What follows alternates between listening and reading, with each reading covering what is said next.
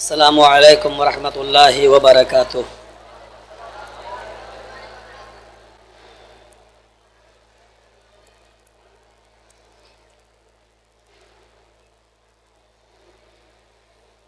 अल्हम्दुलिल्लाह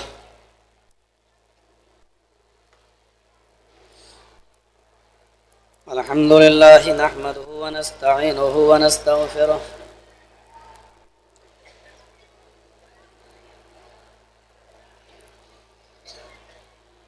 व नऊज़ु बिल्लाहि मिन शुरूरि अनफुसिना व मिन सय्यिआति अअमालिना।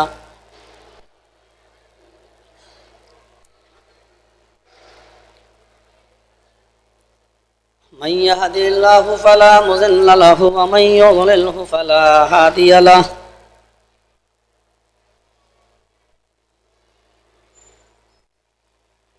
व अशहदु अल्ला इलाहा इल्लल्लाहु वहदहु ला शरीक लहु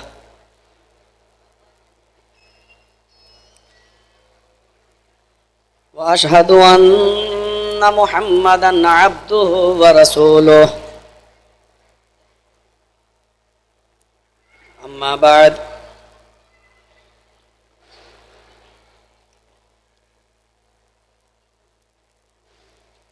फ़इन्न खैरल हदीस किताबुल्लाह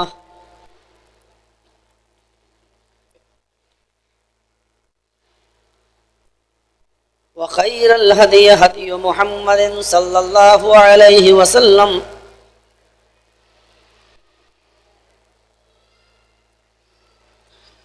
व शर्रुल उमूरि मुहदसातुहा व कुल्लु मुहदसतिन बिदअह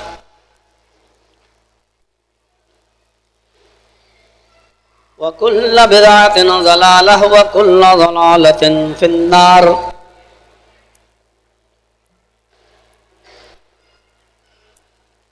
अऊज़ु बिल्लाहि मिनश शैतानिर रजीम।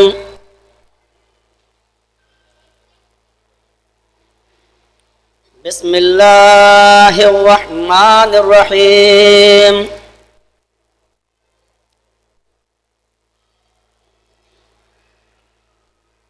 लक़द कान लकुम फ़ी रसूलिल्लाहि उस्वतुन हसनह। रब्बि इश्रह ली सदरी व यस्सिर ली अमरी वहलुल उक़दतम मिन लिसानी यफ़क़हू क़ौली। रब्बि ज़िदनी इल्मा रब्बि ज़िदनी इल्मा अल्लाहुम्मा रब्बि ज़िदनी इल्मा।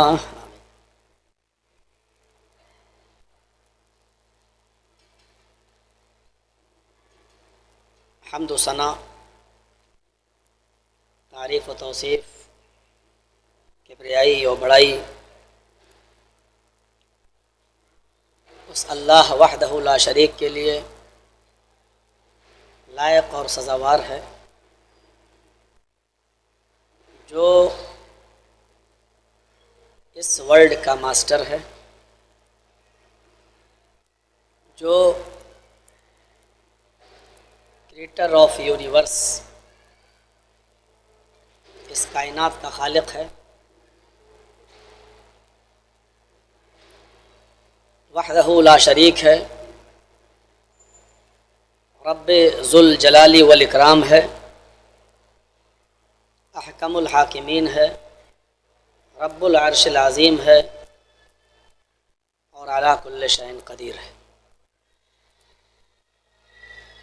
जिसकी बेशुमार नेमतें,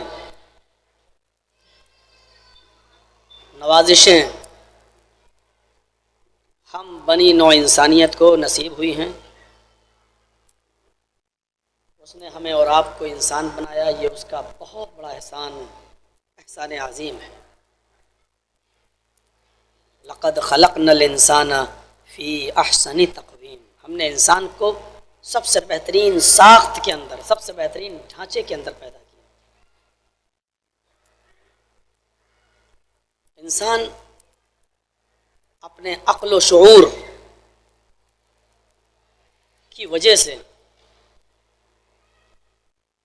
सबसे बेहतर मखलूक है। अपनी अक्ल और शऊर को जब ख़त्म कर देता है तो फिर ये अस्फल साफिलीन में पहुंच जाता है। सुम्मा रददनाहु अस्फल साफिलीन, हमने उसको निचलों से निचले तबके के अंदर कर दिया है। और ऐसा निचला तबका कि जिसके बारे में फिर अल्लाह को यह कहना पड़ा, उलाइका कल अनाम बल हुम अजल, ये तो चौपायों की तरह हैं बल्कि उनसे भी ज्यादा गए गुजरे। अपने अक्लो शऊर के जायज इस्तेमाल की वजह से इंसान सबसे बेहतरीन मखलूक है, फरिश्तों से भी ऊंचा इसका मकाम व मर्तबा हो जाता है। लेकिन अक्ल शऊर का जायज इस्तेमाल न करने की वजह से ये चौपायों से भी ज्यादा, और कहने की जरूरत नहीं, चौपायों में खिंजीर भी शामिल है। बल हुम अजल, अजल इसमें तफजील है, ये उनसे भी ज्यादा गया गुजरा हो जाता है। तो ये अल्लाह का शुक्र है कि उसने हमें और आपको इंसान बनाया, फिर उसने हमें और आपको मुसलमान बनाया। ये उसका कोई कम बड़ा एहसान नहीं है। उसने हमें और आपको इस्लाम की दौलत दी। इन्नद्दीन इंदल्लाहिल इस्लाम, अल्लाह की नज़र में उसके नज़दीक सबसे बेहतर मज़हब इस्लाम है। वमन यब्तगी गैरल इस्लामी दीनन फलन युक़बल मिन्हु व हुवा फिल आखिरति मिनल खासिरीन। इस्लाम को छोड़कर अगर कोई दूसरा दीन, दूसरा मज़हब तलाश करोगे कबूल नहीं किया जाएगा, और दूसरा मज़हब एक्सेप्ट करने वाला, दूसरा मज़हब कबूल करने वाला, दूसरा मज़हब, दूसरा दीन तलाश करने वाला नुकसान उठाने वालों में से हो जाएगा। उसने हमें और आपको इस्लाम की दौलत से माला माल किया। उसने हमें और आपको एक इंटरनेशनल, एक बैनुल अक़वामी किताब, एक लाहे अमल, एक दस्तूरुल अमल, दस्तूर असासी, बैनुल अक़वामी लॉ कुरान करीम की शक्ल में उसने हमें और आपको अता किया कि रहती दुनिया तक तमाम सेहूनी, सल्जूकी, यहूदी, ईसाई मिशनरियां सब मिलकर भी उसका एक लफ्ज तो बहुत दूर की बात, उसका एक नुक्ता भी बदल नहीं सकती और दाएं से बाएं नहीं कर सकती। इन्ना नहनु नज़्ज़लना ज़िक्रा व इन्ना लहू लहाफ़िज़ून, उतारने वाले भी हम हैं, हिफाजत की जिम्मेदारी भी मेरे ऊपर है, किसी और के ऊपर नहीं। ये कितने एहसान है उसके। और सबसे बड़ा एहसान ये है कि उसने हमें और आपको मुहम्मद रसूलुल्लाह का उम्मती होने का शर्फ बख्शा। पूरा कुरान पढ़ जाइए, मेरा मौजू सीरत ही के ताल्लुक से है जो दिया गया है। पूरा कुरान पढ़ जाइए, अल्लाह ताला ने अपनी किसी भी नेमत को नाजिल करते वक्त एहसान नहीं जताया। पूरा कुरान पढ़ जाइए आप, अल्लाह ने कहीं नहीं कहा मेरे बंदो हमने ये दिया है तो एहसान जताया। बहुत बड़ा एहसान किया। ये ज़मीन उसने बनाई जिस पर हम और आप रहते हैं, अपने मकानात की बुनियादें रखते हैं, इबादत के लिए मस्जिदें बनाते हैं, रहने के लिए घर बनाते हैं, कारोबार और बिजनेस के लिए अपनी फैक्ट्रियां कायम करते हैं, खाने और पीने की चीज़ों के लिए अनाज बोते हैं, सफ़र के लिए ट्रेनों की पटरियां और बसों के अड्डे बनाए जाते हैं। इस ज़मीन को अल्लाह ने बनाया तो एहसान नहीं जताया।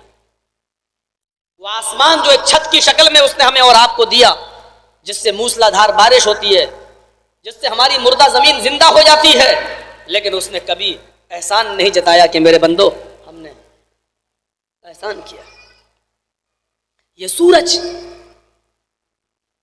जिसकी 1,40,00,000 डिग्री सेंटीग्रेड गर्मी, जिससे हमारे अनाज पकते हैं, हमारी जिंदगियां बहाल होती हैं, उस सूरज को 9,30,00,000 मील की बुलंदी पर मुअल्लक किया। उसने एहसान नहीं जताया कि मेरे बंदो मैंने तुम्हें सूरज की रोशनी दी तो एहसान जताया, चांद बनाया तो एहसान जताया। नहीं, वो हवा जो हम और आप सांस ले रहे हैं जिस फजा के अंदर, वो हवा एक मिनट के लिए भी बंद नहीं होती है। कितनी बड़ी नेमत है अल्लाह की। लेकिन अल्लाह ने कभी ये नहीं कहा कि हमने तुम्हारी जिंदगी के लिए हवा दी, बहुत बड़ा एहसान किया। नहीं, पूरा कुरान पढ़ जाइए। जमीन बनाई तो एहसान नहीं जताया, आसमान बनाया तो एहसान नहीं जताया, चांद सितारे और सूरज को पैदा किया तो एहसान नहीं जताया, आसमान से मूसलाधार बारिश बरसाई तो एहसान नहीं जताया, हवा दी तो एहसान नहीं जताया। लेकिन जब उसने हमारे दरमियान जनाब मोहम्मदुर रसूलुल्लाह को भेजा तो एहसान जताते हुए कहता है, लक़द मन्नल्लाहु अलल मुमिनीना इज़ बअथ फ़ीहिम रसूला। आए मोमिनो, ये हमारा बहुत बड़ा एहसान है तुम्हारे ऊपर कि हमने तुम्हें जनाब मोहम्मदुर रसूलुल्लाह दिया, हमने तुम्हें पैगंबर इस्लाम दिया। लक़द मन्नल्लाहु अलल मुमिनीन, मन्ना यमुन्नो के माना अरबी में एहसान करने के होते हैं। अल्लाह कह रहा है अल्लाह का ये मोमिनों पर बहुत बड़ा एहसान है। इस बअथ फ़ीहिम रसूला के उसने उन्हीं के अंदर एक रसूल भेजा, यानी जनाब मोहम्मद रसूलुल्लाह को पैगंबर बनाकर भेजा। नबी अकरम की बिअसत हमारे लिए अल्लाह का बहुत बड़ा एहसान है। इतनी बड़ी बड़ी नियामतें दी तो एहसान नहीं जताया, लेकिन जब रसूलुल्लाह को भेजा तो उसने एहसान जताया, कहा ये एहसान है हमारा। सीखो, आज 2 रुपए की मदद किसी की कर देते हो तो एहसान जताते हो। कभी उससे काम पड़ गया, भूल गया 1 साल पहले मैं ही तेरे काम आया था। सीखो, अल्लाह ने कितनी बड़ी दौलत और नियामतों से हमें नवाजा, लेकिन कहीं इसने ये नहीं कहा कि मैंने एहसान किया। और कभी टैक्स भी नहीं मांगा। दुनिया का कायदा है कि एहतिजाज तरफेन से होता है, एहतिजाज तरफेन से होता है। हम धोबी के मोहताज हैं, वो हमारे कपड़े धोए तो धोबी भी हमारा मोहताज है कि वो हमसे पैसे ले। जरूरत दोनों तरफ से हो रही है। हम अशियाए खुर्दोनोश के मोहताज हैं, डॉक्टर के मोहताज हैं कि वो हमारा इलाज करे, तो डॉक्टर हमारा भी मोहताज है कि दवा देने के बाद हमसे पैसे ले। हम दुकानों पे, शॉप पे जाते हैं, हमें कुछ चीजों की जरूरत है, हमने तेल खरीदा, साबुन खरीदा, ये हम अशियाए खुर्दोनोश के मोहताज हैं। बेचने वाले भी हमारे मोहताज हैं कि वो इन चीजों के बदले हमसे पैसे लें। लेकिन यहां कायदा उलट जाता है। हम सूरज की रोशनी के मोहताज हैं, लेकिन सूरज हमारा जर्रा बराबर मोहताज नहीं। यहां कायदा उलट जाता है। हम चांद की रोशनी के मोहताज हैं, लेकिन चांद हमारा जर्रा बराबर मोहताज नहीं। यहां उसूल उलट जाता है। हम बारिश के मोहताज हैं, लेकिन बारिश हमारी जर्रा बराबर मोहताज नहीं। एक साल बारिश नहीं हुई, कहत ना पड़ जाए, सरकार ने ऐलान कर दिया है कि पानी हम तुम्हारे खेतों में देंगे, लेकिन 1 घंटा पानी देने का इतना चार्ज तुमसे वसूल किया जाएगा। गवर्नमेंट हमारे खेतों में पानी देती है तो उसका चार्ज लेती है। हम जो लाइटें जलाते हैं, ये रोशनी गवर्नमेंट हमें देती है, तो मीटर की रीडिंग के जरिए हर महीने घर बिल हमारे पास भेज देती है। ये रोशनी वो हमें देती है तो उस पर टैक्स लेती है। हम मसनूई हवा यूज करते हैं, ये पंखों की शक्ल में, एयर कंडीशन की शक्ल में, तो गवर्नमेंट इसके चलाने पर हमसे टैक्स लेती है। लेकिन कभी नजर डाली है हमने और आपने इस मंजर पर 1,40,00,000 डिग्री सेंटीग्रेड गर्मी से चमकने वाला सूरज, जो अल्लाह ये रोशनी हमें और आपको देता है, लेकिन उसने आज तक अपने बंदों से इस पर टैक्स नहीं मांगा। गवर्नमेंट हवा, मसनूई हवा देती है तो उस पर टैक्स लेती है। अल्लाह ने जो करोड़ों वोल्टेज से हवा चलाई और जो हवा देता है, जिसकी हवा में हम जिंदगी गुजार रहे हैं, आज तक उसने हमसे उस पर टैक्स नहीं मांगा। गवर्नमेंट खेतों में पानी देती है तो टैक्स लेती है। अल्लाह जब मूसलाधार बारिश बरसाता है तो उसने आज तक अपने बंदों से टैक्स नहीं मांगा। मांगा है इन तमाम चीजों के बदले में तो ये मांगा, आए मेरे बंदे, जब तेरा ही तुझ जैसा कोई मेरा बंदा मस्जिद के मीनारे का पर बुलंदी पर खड़ा होकर जब हय्या अलस्सलाह का और अपनी पेशानी को जमीन पर रख दे ताकि मुझे यकीन हो जाए कि तूने मेरी गुलामी को एक्सेप्ट कर लिया और मुझे तूने अपना मालिक मान लिया।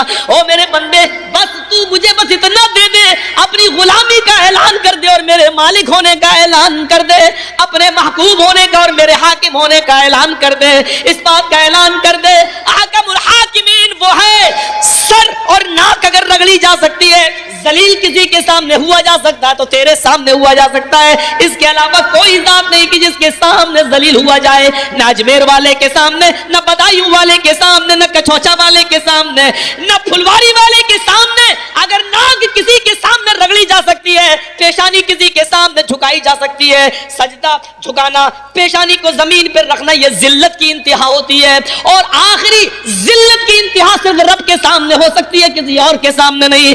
बंदा अपने रब के सामने जलील होता है।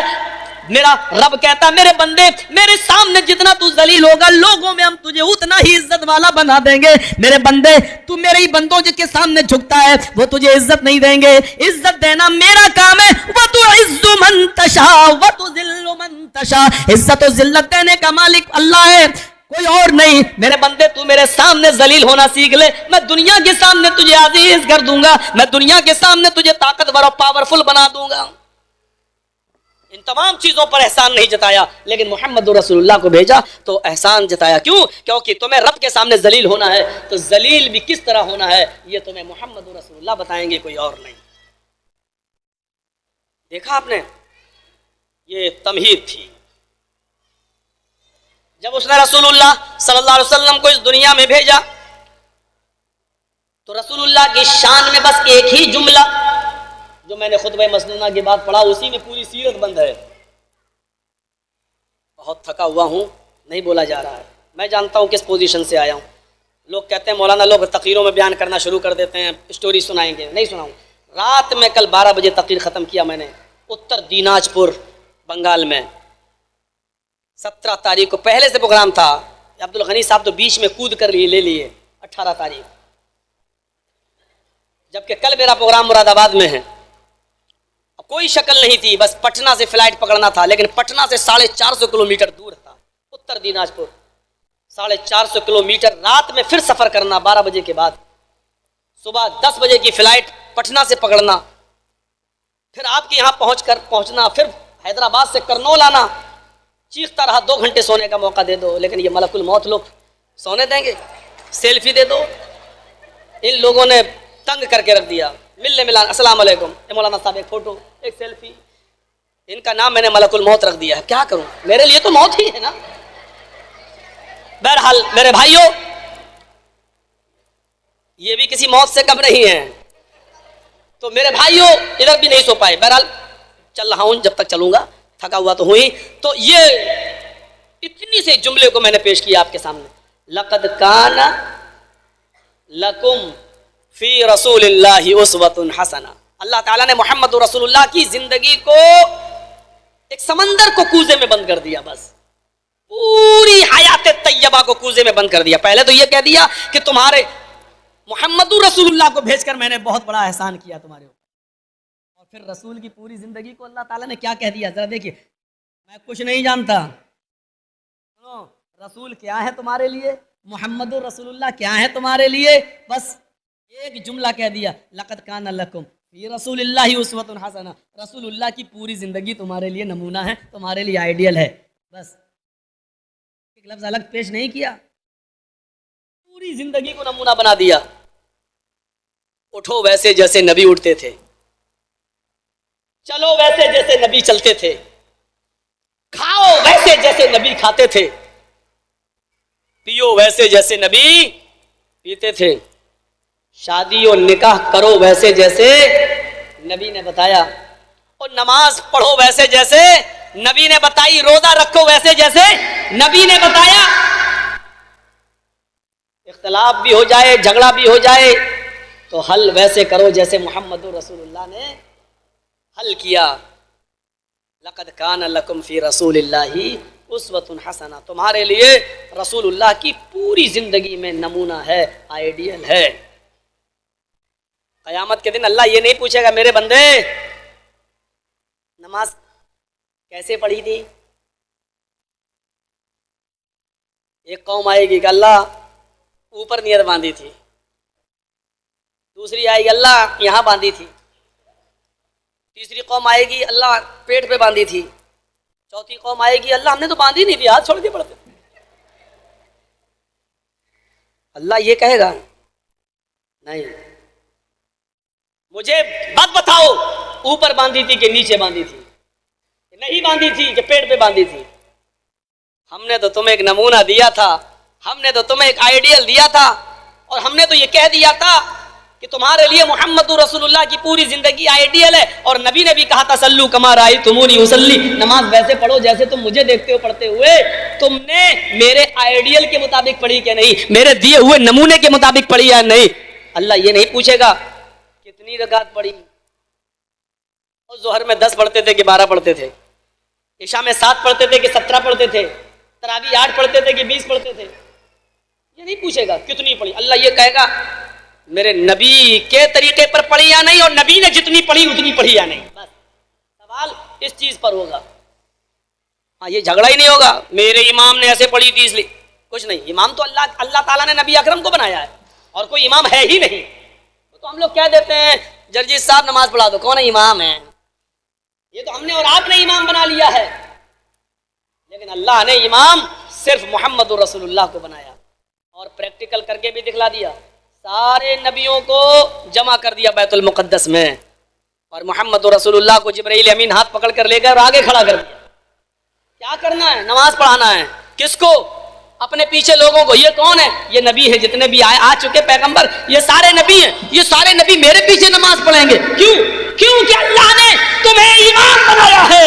मोहम्मद रसूलुल्लाह ने नमाज पढ़ाई वहां पर बैतुल मुक़द्दस के अंदर, और नमाज पढ़ाई तो अल्लाह के जरिए ये ऐलान करवा दिया गया, लोगों अब इमामों के पीछे झगड़े खड़े मत करना। मेरा इमाम अबू हनीफा, मेरा इमाम शाफी, मेरा इमाम मालिक, मेरा इमाम इमाम अहमद, मेरा इमाम इमाम अहमद रजा, मेरा इमाम सनाउल्लाह, मेरा इब्न तैमिया। झगड़े खड़े मत करना।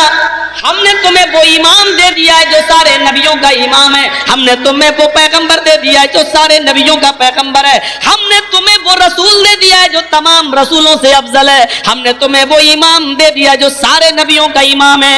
इमाम उल अंबिया के बाद अब किसी इमाम की जरूरत नहीं है। नमाज वैसे पढ़ी जाएगी, रोजा वैसे रखा जाएगा, हज वैसे किया जाएगा जैसे इमाम उल अंबिया ने बताया। लक़द काना लकुम फी रसूलिल्लाहि उस्वतुन हसना, रसूलुल्लाह की जिंदगी में तुम्हारे लिए बेहतरीन आइडियल है, बेहतरीन नमूना है। चाहे कितनी अच्छी इबादत कर लो, चाहे कितनी अच्छी इबादत, लेकिन अगर रसूल की मोहर नहीं है तो कबूल नहीं। मोहर होनी चाहिए, दस्तखत होने चाहिए, सिग्नेचर होने चाहिए मोहम्मद रसूलुल्लाह के पास, तब पास। अल्लाह के रसूल को किसी साहबी को छींक आई, हजरत अब्दुल्लाह इब्ने उमर के पास बैठा, छींक दिया, छींक करके छींका और कहा अल्हम्दुलिल्लाह वस्सलातु वस्सलामु अला रसूलिल्लाह। हजरत अब्दुल्लाह इब्ने उमर ने कहा ये तुम क्या कह रहे हो? कहा क्यों? अल्लाह की तारीफ कर रहा हूं, नबी पर सलाम भेज रहा हूं, इसमें बुराई क्या है? अल्हम्दुलिल्लाह, सारी तारीफ अल्लाह के लिए, वस्सलातु वस्सलामु अला रसूलिल्लाह, सलातु सलाम रसूलुल्लाह पर, इसमें बुराई क्या है? हजरत अब्दुल्लाह इब्ने उमर फरमाते हैं मैं भी चाहता हूं कि ये जुमले पढ़ूं, मेरा भी दिल चाहता है, इसमें कोई बुराई महसूस नहीं हो रही है। वलाकिन अल्लमना रसूलुल्लाह सल्लल्लाहु अलैहि वसल्लम, लेकिन हमें हमारे नबी जनाब मोहम्मद रसूलुल्लाह ने सिर्फ अल्हम्दुलिल्लाहि रब्बिल आलमीन या अल्हम्दुलिल्लाहि अला कुल्li हाल, बस इतना ही सिखलाया है। वस्सलातु वस्सलामु अला रसूलिल्लाह, ये नबी अकरम ने हमें नहीं बताया, इसलिए हम इस पर अमल नहीं करेंगे। हम वस्सलातु वस्सलामु अला रसूलिल्लाह नहीं पढ़ेंगे, हमें नबी ने जितना बताया उतना ही पढ़ेंगे। मेरे भाइयों गौर कीजिए, अंदाजा लगाइए, हमसे ज्यादा अमल करने के लिए साहबा किराम तैयार रहते थे, हमसे अच्छी अरबी उनको आती थी, हमसे अच्छी दुआएं वो पढ़ना जानते थे, लेकिन इसलिए नहीं पढ़ते थे क्योंकि मोहम्मद रसूलुल्लाह ने वो नहीं सिखलाई। लक़द काना लकुम फी रसूलिल्लाहि उस्वतुन हसना। अब आज की मौजूदा सोसाइटी गौर करें, बुखारी शरीफ की रिवायत है, अजान हो जाने के बाद अल्लाह के नबी सिर्फ इतनी दुआ पढ़ा करते थे और सिखा कर गए, अल्लाहुम्मा रब्ब हाज़िहि दावति ताम्मा व सलातिल क़ाइमा आति मुहम्मदनिल वसीला वल फज़ीला वबअसहु मक़ामम महमूदा अल्लज़ी वअदता। बस इतनी सी दुआ बताई है अल्लाह के रसूल ने। बुखारी मुस्लिम में यही अल्फाज मौजूद है आज भी। बाद में आने वाली मुनाफिकीन की एक नस्ल ने इसमें भी इजाफा कर दिया और आज भी कुछ लोग बढ़ाकर ये दुआ पढ़ते हैं। जब उनसे कहा जाए कि बुखारी में ये दुआ के अल्फाज नहीं तो कहते हैं कि हम दुआ ही तो पढ़ रहे हैं, हर्ज क्या है। अब उन्होंने ये दुआ में इजाफा कर दिया, अल्लाहुम्मा रब्ब हाज़िहि दावति ताम्मा व सलातिल क़ाइमा आति मुहम्मदनिल वसीला वल फज़ीला। इसके आगे बढ़ा दिया वद दरजतिर रफ़िया। ये सही हदीस से साबित नहीं है। वबअसहु मक़ामम महमूदा अल्लज़ी वअदता, ये साबित है। लेकिन आगे जुमले बढ़ा दिए, वरज़ुक़ना शिफ़ाअतहु यौमल क़ियामा इन्नका ला तुख़लिफ़ुल मियाद। आप कह रहे हैं कि हर्ज क्या है, मैं भी कह रहा हूं हर्ज कुछ नहीं है। अच्छा लग रहा है, अल्फाज भी अच्छे हैं, माना भी बेहतर है, लेकिन अल्लमना रसूलुल्लाह सल्लल्लाहु अलैहि वसल्लम, मा अल्लमना रसूलुल्लाह सल्लल्लाहु अलैहि वसल्लम। लेकिन आगे वाले जुमले मेड इन इंडिया है, मेड इन पाकिस्तान है, मेड इन चाइना है, मेड इन अमेरिका है, मेड इन अरब नहीं है। आगे वाले जुमले आपने अपने खुद साख्ता बनाए हैं, घर में बैठकर बनाए हैं, मुल्ले मौलवियों ने बनाए हैं, अरबी ग्रामर से वाकिफ लोगों ने बनाए हैं। हमें अल्लाह के रसूल ने वो जुमले नहीं सिखलाए हैं, इसलिए हर्ज है, इसलिए हर्ज है। बस हम भी चाहते हैं कि पढ़े, अच्छा तर्जुमा है, लेकिन नहीं पढ़ना चाहता हूं। क्यों? क्योंकि अल्लाह के रसूल ने अल-यौमा अकमलतु लकुम दीनकुम, आए नबी मैंने दीन आपके ऊपर मुकम्मल कर दिया। अब हम बाद में ये जुमले किसी के बढ़ाने पर पढ़ते हैं तो इसका मतलब ये कि नबी ने हमें मुकम्मल दीन नहीं दिया था, नबी भूल गए थे। नऊज़ु बिल्लाह। अल्लाह तो कह रहा है कि मैंने दीन को मुकम्मल कर दिया और दीन नबी के ऊपर मुकम्मल हुआ था, तो फिर बाद में ये जुमले नहीं चल सकते हैं। मेरे भाइयों, बिला किसी को कमेंट किए हुए और किसी पर हमला किए हुए, सिर्फ इतनी सी बात कि अल्लाह के रसूल की जिंदगी को अगर हम मॉडल मान लें तो सारे मामले खत्म हो जाएं। जर्जी साहब, आप ऐसा कर रहे हैं, जी मैं ऐसा कर रहा हूं। मौलाना जर्जीस कह रहे हैं कि मैं सही हूं, आप कह रहे हैं मैं सही हूं। जर्जी साहब कह रहे हैं कि नहीं नहीं, फैसला होना चाहिए, कौन सही है, चल मेरे मौलवी के पास।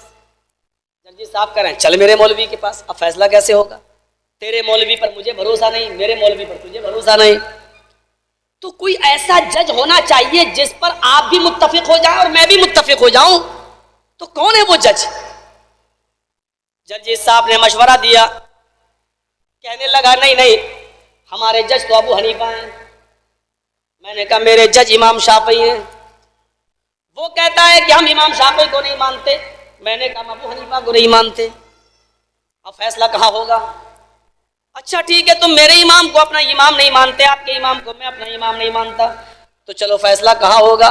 मैंने कहा एक काम करो, एक जज मुतय्यन कर लेते हैं जिसको तुम भी मानते हो हम भी मानते हैं। कहने लगा बताओ कौन है? मैंने कहा मानोगे कि नाम पहले लेकर बताओ कौन है। मैंने कहा मुहम्मदुर रसूलुल्लाह। कहने लगा हाँ बात तो सही है, हम भी मानते हैं आप भी मानते हैं। मैंने कहा चलिए कोई बात है, कोई इख्तिलाफ है, नबी की अदालत में लेकर चलते हैं। कहने लगा बात तो आपकी सही है, लेकिन हमारे मौलवियों ने यह कह दिया कि कुरान और हदीस समझना तो तुम्हारे बस की चीज ही नहीं है, हदीस तो समझ ही नहीं पाओगे। अब ऐसा है कि हदीसों को समझा तो इन्हीं इमामों ने था। फिर लौट फिर कर उसी जगह पर ले आया। हमने कहा फिर तू हदीसों को अगर इन्हीं इमामों ने समझा है तो इमाम शाफी को क्यों अपना इमाम नहीं मान रहा है? कहने लगा नहीं अबू हनीफा को मान रहा हूं। मैंने कहा अच्छा इमाम कितने हैं? कहने लगा 4। मैंने कहा बरहक कितने हैं? कहने लगा 4। मैंने कहा जब 4 बरहक है तो 4 को एक ही बात कहना चाहिए, अलग अलग क्यों बोले? कहने लगा नहीं बरहक तो 4 थे। हमने कहा बरहक 4 हैं तो एक को क्यों मान रहा है, 3 को क्यों छोड़ रहा है? कहने लगा ये मेरी मर्जी है, हमें जो अच्छा लगा उसकी बात मान ली। मैंने कहा इस्लाम तेरे बाप की मर्जी पर उतरा है, तुझे जो अच्छा लगेगा वो तू मानेगा, तुझे जो बुरा लगेगा वो नहीं मानेगा। कहने लगा बाप तक क्यों जा रहे हो? मैंने कहा दादा तक चला जाऊं। कहने लगा समझौता नहीं होगा। मैंने कहा होगा, समझौता होगा। फला व रब्बिका ला युमिनूना हत्ता हत्ता युहक्किमुका फीमा शजरा बैनहुम। अल्लाह कह रहा है ऐ मोहम्मद तेरे रब की कसम, ऐ मेरे रसूल तेरे रब की कसम, ऐ मेरे हबीब तेरे रब की कसम, ये दुनिया वाले उस वक्त तक मोमिन नहीं हो सकते जब तक कि वो आपके फैसले को बिला चूहो चेरा तस्लीम न कर लें, मान न लें। जब तक मान नहीं लेंगे मोमिन, ला युमिनूना हत्ता युहक्किमुका फीमा शजरा बैनहुम, अपने तमाम इख्तिलाफात में आपको जज न मान लें।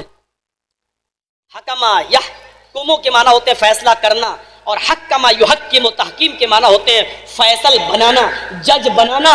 हत्ता युहक्किमुका फीमा शजरा बैनहुम, जब तक कि अपने तमाम इख्तिलाफात में आपको जज ना मान लें, आपको जज ना बना दें, और आप जो फैसला करें थुम्मा ला यजिदू फी अनफुसिहिम हरजन, आपके फैसला हो जाने के बाद, आपके फैसला कर देने के बाद अपने दिल में तंगी महसूस ना करें, अपने दिल में नफरत महसूस ना करें, अपने दिल में कुछ खलिश महसूस ना करें। व युसल्लिमू तस्लीमा, जब तक कि उसको दिल की गहराइयों से मान ना लें तब तक वो मोमिन नहीं हो सकते।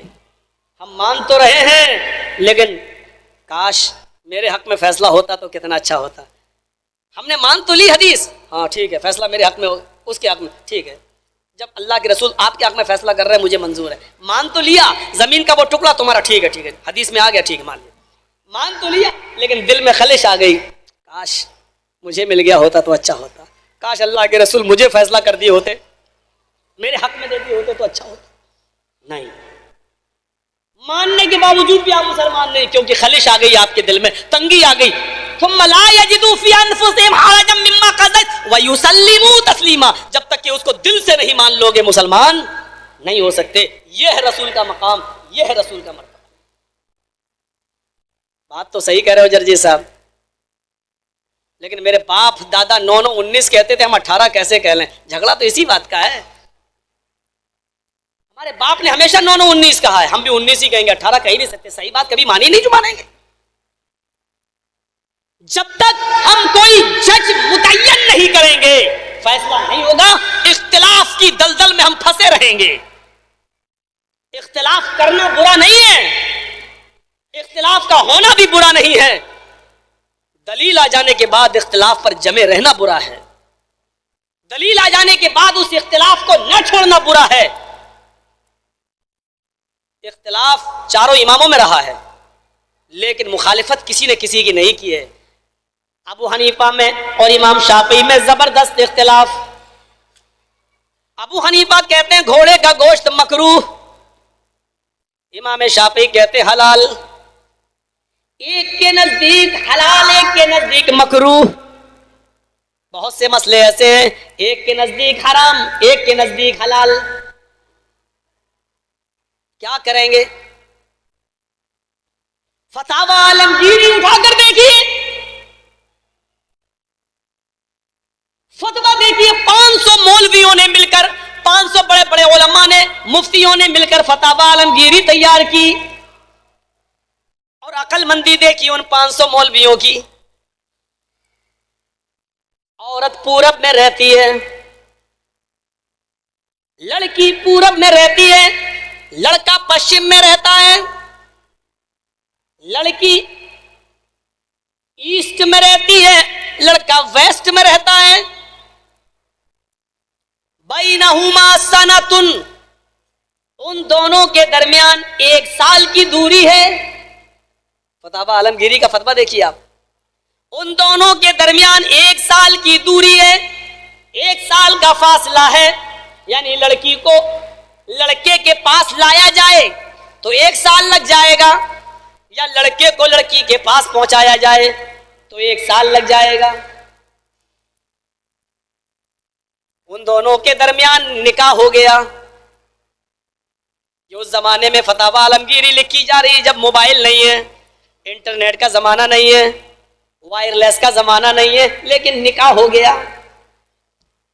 मोबाइल से नहीं, मोबाइल तो था ही नहीं उस जमाने में, बहरहाल हो गया। उन दोनों के दरमियान निकाह हो गया। लड़के ने कबूल भी कर लिया, दोनों मियां बीवी हैं, लेकिन उन दोनों के दरमियान इतनी दूरी है, अगर लड़की को लड़के के पास लाया जाए तो 1 साल लग जाए, या लड़के को लड़की के पास लाया जाए तो 1 साल लग जाए। लेकिन निकाह हो जाने के बाद अभी लड़की ने लड़के की शक्ल नहीं देखी, लड़के ने लड़की की शक्ल नहीं देखी, फवलदत सित्तत अशहुर, अगर उसकी बीवी ने 6 महीने के अंदर बच्चा पैदा कर दिया तो उसी लड़के का माना जाएगा जिसके साथ निकाह हो चुका है। सिर्फ निकाह हुआ है, लेकिन निकाह के 6 महीने के बाद अगर बच्चा पैदा हो जाए तो उसी लड़के का माना जाएगा जिसके साथ निकाह हुआ है। जबकि लड़के और लड़की के दरमियान दूरी 1 साल की है, लड़की को लड़के के पास लाया जाए तो 1 साल, या लड़के को लड़की के पास तो 1 साल लग जाए। और 1 साल लग जाने के बाद भी अभी बच्चा फौरन थोड़ी टपक जाता है आसमान से, कुछ मेहनत करना पड़ती है, और उस मेहनत करने के बाद फिर 9 महीने इंतजार करना पड़ता है। यानी बच्चे की पैदाइश कम से कम 1 साल 9 महीने के बाद होनी चाहिए निकाह के, क्योंकि लड़का लड़की के पास गया तो 1 साल लग गया, फिर 9 महीने के बाद कम से कम बच्चा पैदा हुआ। लेकिन 1 साल 9 महीने छोड़ो, निकाह हो जाने के सिर्फ 6 महीने के बाद अगर बच्चा पैदा हो जाए तो उसी का माना जाएगा जिसके साथ निकाह हुआ है। अबू हनीफा कह रहे हैं ये बच्चा जायज, इमाम शाफई कह रहे हैं बिल्कुल हराम। हमारा मुफ्ती बेचारा बैठा हुआ कह रहा दोनों इमाम सही हैं, सब बरहक है, दोनों ठीक है, हराम जो कह रहा वो भी ठीक, हलाल जो कह रहा वो भी ठीक। मौलवी जर्जीस को पागल कुत्ते ने काटा है जो यहां बोल रहा है, इसी को बरेली के पागल खाने में भर्ती कर दो। इमामों पे उंगली उठा रहा है, अबे हम क्यों उंगली उठा रहे हैं? अपनी किताब देख ले, फतावा आलमगीरी में सब लिखा है कि नहीं लिखा है? 500 मौलवियों ने बैठ के लिखा। ये मौलवी थे या चू चू के मुरब्बे? ये मुफ्ती थे या मुफ्त में डिग्री लेकर आए हुए, या राजा और महाराजाओं के तनख्वाहों पे पलने वाले? जैसे आज सरकारी नौकर होता है, कलम चला कुछ काम नहीं कर रहा, क्यों? उसको हराम की तनख्वाह मिल रही है। ऐसे इन मुफ्तियों को हराम की तनख्वाह मिलती रहती थी, वजीफे फतवे दे रहे, ये नहीं मालूम कि बाद में आने वाली नस्ल कंप्यूटराइज्ड दौर के अंदर कहां पहुंच जाएगी, कहां। आज हमारे उत्तर प्रदेश का नारायण दत्त तिवारी ने देखा नहीं, पुराना चीफ मिनिस्टर रह चुका कांग्रेस का, उसके बेटे ने मुकदमा दायर कर दिया अदालत में कि ये मेरा बाप है। वो कहता था मेरा बाप, झूठ बोल रहा है, झूठ बोल रहा है। 3-4 साल मुकदमा चलता रहा, बेटे ने कहा नहीं ये मेरा बाप है, मेरी माँ और ये दोनों मिले थे, ये अलग बात है कि नाजायज संबंध था, ये अलग बात है कि शादी नहीं हुई थी, लेकिन ये मेरी माँ को रखे हुए था और मैं नारायण दत्त तिवारी का बेटा हूँ, मुझे उसकी प्रॉपर्टी में से बेटा चाहिए। और नारायण दत्त तिवारी कहता था नहीं ये झूठ बोल रहा है, ये मेरा बेटा नहीं। लड़का कोर्ट से ऑर्डर ले आया डीएनए टेस्ट का, उसने कहा डीएनए टेस्ट कराओ। तिवारी कहता नहीं नहीं नहीं हम डीएनए टेस्ट नहीं कराएंगे, नहीं नहीं कराएंगे। बाप कराने के लिए तैयार नहीं, सुप्रीम कोर्ट ने ऑर्डर दिया होगा, बेटे को हक है जांच पड़ताल का पूरा। और जब डीएनए टेस्ट लिया गया बेटे का, बाप का, तो पता चला कि वो नारायण दत्त तिवारी ही की औलाद निकली। एक्सेप्ट करना पड़ा, हाँ मेरा ही है, धोखे से हो गया था। औलाद भी धोखे से होती है, मानना पड़ा, एक्सेप्ट करना पड़ा कि हाँ मेरे भाइयों आज के मौजूदा दौर में डीएनए टेस्ट हो जाने के बाद ये है मॉडर्न दौर, पता लगा लिया जाता है। लेकिन अबू हनीफा कह रहे हैं नहीं, डीएनए टेस्ट हो ना हो बच्चा उसी का माना जाएगा जिससे निकाह हुआ है। वाह रे, हकीकत को एक्सेप्ट करना सीखो। मौलाना जर्जीस बहुत दिनों पहले 16-17 सालें हो गई होंगी, हिमाचल भवन में एक तकरीर कर रहे थे, सर्वधर्म सम्मेलन था, सारे मजहब के लोग जुड़े हुए थे और सियासी लोग भी आए थे। इत्तेफाक से एडवाणी जी भी तशरीफ लाए थे। अब तो एडवाणी जी की कोई हैसियत ही नहीं है, वो बेचारे बिल्कुल यतीम हैं इस वक्त, उस वक्त बड़े उरूज पर थे। लेकिन मुझे तो हर जगह बाद ही में ढकेला जाता है, तो मुझे रोका रहा, सब लोग रोके रहे, और एडवाणी जी के बाद एक और आया और उसके बाद मेरा नंबर था। तो एडवाणी जी वहां एक बहुत अच्छी बात कह गए कि मुसलमान लोग जो खतना कराते हैं ये मुझे बहुत अच्छा लगता है, और खतना कराने की वजह बता गए, इससे बहुत अच्छा मेडिकल फायदा है, पेनिस कैंसर नहीं होता है। शर्मगाह पेशाब की जगह पर जो कैंसर होने का खतरा है वो खत्म हो जाता है। लिहाजा खतना कराने के बहुत से फायदे मेडिकल। लिहाजा हमारे बहुत से हिंदू भाई, इनको भी चाहिए कि ये खतना कराएं। कह के हट गए। मैंने कहा चलिए सबूत मौजूद है, जबान है, एडवाणी जी बैठे हैं। अब इन्हीं की बात को मैंने पकड़ लिया, और उस जमाने में हम थोड़ा सा खुल के ज्यादा बोल देते थे, अकल कम थी। उस वक्त नाबालिग था, अब बालिग हो गया हूं। अगर नाबालिग ना होता तो बाल ठाकरे को इतना उल्टा सीधा बोलता, लेकिन क्या करें, कब अकल थी मेरी, समझाने वाला नहीं था। अब तो बहुत बड़े बड़े समझाने वाले, असगर साहब मेरे पीछे लगे रहते हैं, ऐसा नहीं बोलेगा। आज भी बोले है, उल्टा सीधा बोल के नहीं आएगा, आज भी बोले वो मुझको, और फिर भी हम अपनी आदत से मजबूर हैं, क्या करूं, निकल जाता। अब एडवाणी जी बेचारे वहां बोल के चले गए। जब बोल के चले गए, उनके बाद एक और बोला, उसके बाद मेरा नंबर आया। मैंने कहा एडवाणी जी बहुत अच्छी बात कही है आपने, लेकिन आपने ये बात कही है कि मुसलमान लोग जो खतना कराते हैं ये बहुत अच्छी चीज़ है। आपको ये कहना चाहिए कि मजहब इस्लाम के अंदर जो खतने का हुक्म दिया गया ये बहुत अच्छी चीज़ है, लेकिन आप मुसलमानों का खतना कराना अच्छा कह सकते हैं, लेकिन इस्लाम की तारीफ नहीं कर सकते। मुसलमान खतना इसलिए कराता है क्योंकि इस्लाम ने हमें हुक्म दिया है, लेकिन आप इस्लाम की तारीफ नहीं कर सकते। हमने कहा एडवाणी जी आपने लोगों को मशवरा दिया, बहुत अच्छा मशवरा दिया कि हिंदू भाई भी खतना करा लें, लेकिन ये कराएंगे नहीं। मैं आपको एक मशवरा देता हूं, हमारे नबी जब देखते थे साहबा कोई अमल नहीं कर रहे हैं तो आप पहले उस अमल को खुद कर लिया करते थे।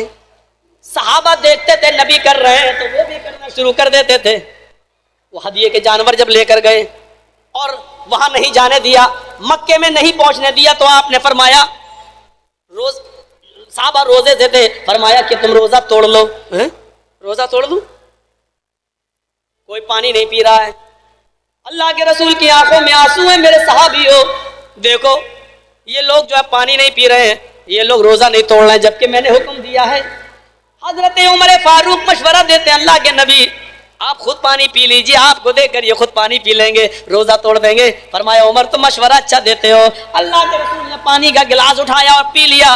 नबी को देखा पानी पीते हुए तो सारे सहाबा ने पानी पी लिया और सारे सहाबा ने रोजा तोड़ लिया। नबी देखते थे ये अमल नहीं कर रहे हैं तो आप खुद अमल करने लगते थे। हमने कहा हमारे नबी पहले खुद करते थे, बाद में सहाबा को हुक्म देते थे। आप अगर चाहते हैं कि हिंदू भाई पेनिस कैंसर से बच जाएं, शर्मगाह के कैंसर से बच जाएं, तो एडवाणी जी आप खुद ही खतना करा लीजिए, पहले ये सब करा लेंगे। और जो इतना बोला मैं, तो एडवाणी जी मुझे तुम कौन होते हो सिचुएशन देने वाले, मशवरा देने वाले, ये मेरी पर्सनल लाइफ है, मैं कराऊं या ना कराऊं। मैंने कहा बिल्कुल सही सही कह रहे हैं आप, आपकी पर्सनल लाइफ है, लेकिन आप जब मशवरा दूसरों को दे रहे हैं तो पहले आपको भी तो उस पर अमल करना चाहिए।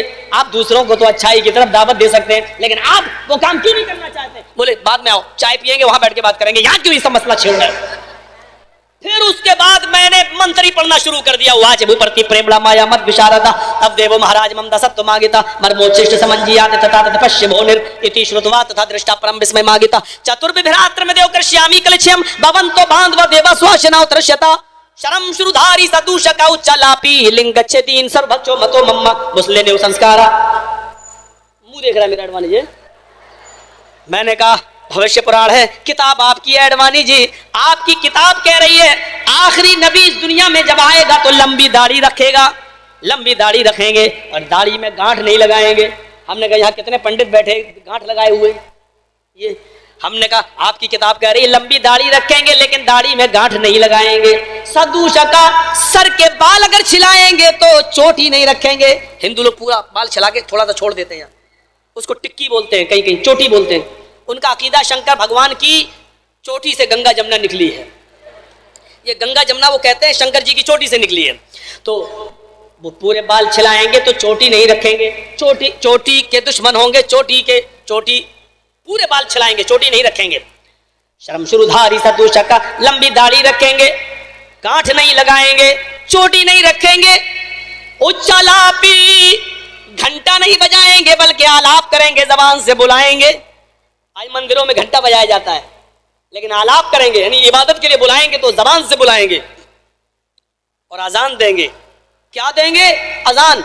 अस्मल्लाम इल्लल्लाह मित्रा वरुणो इल्लल्लाम। ये अल्लाहु अकबर की बिगड़ी हुई शक्ल नहीं दिख रही है।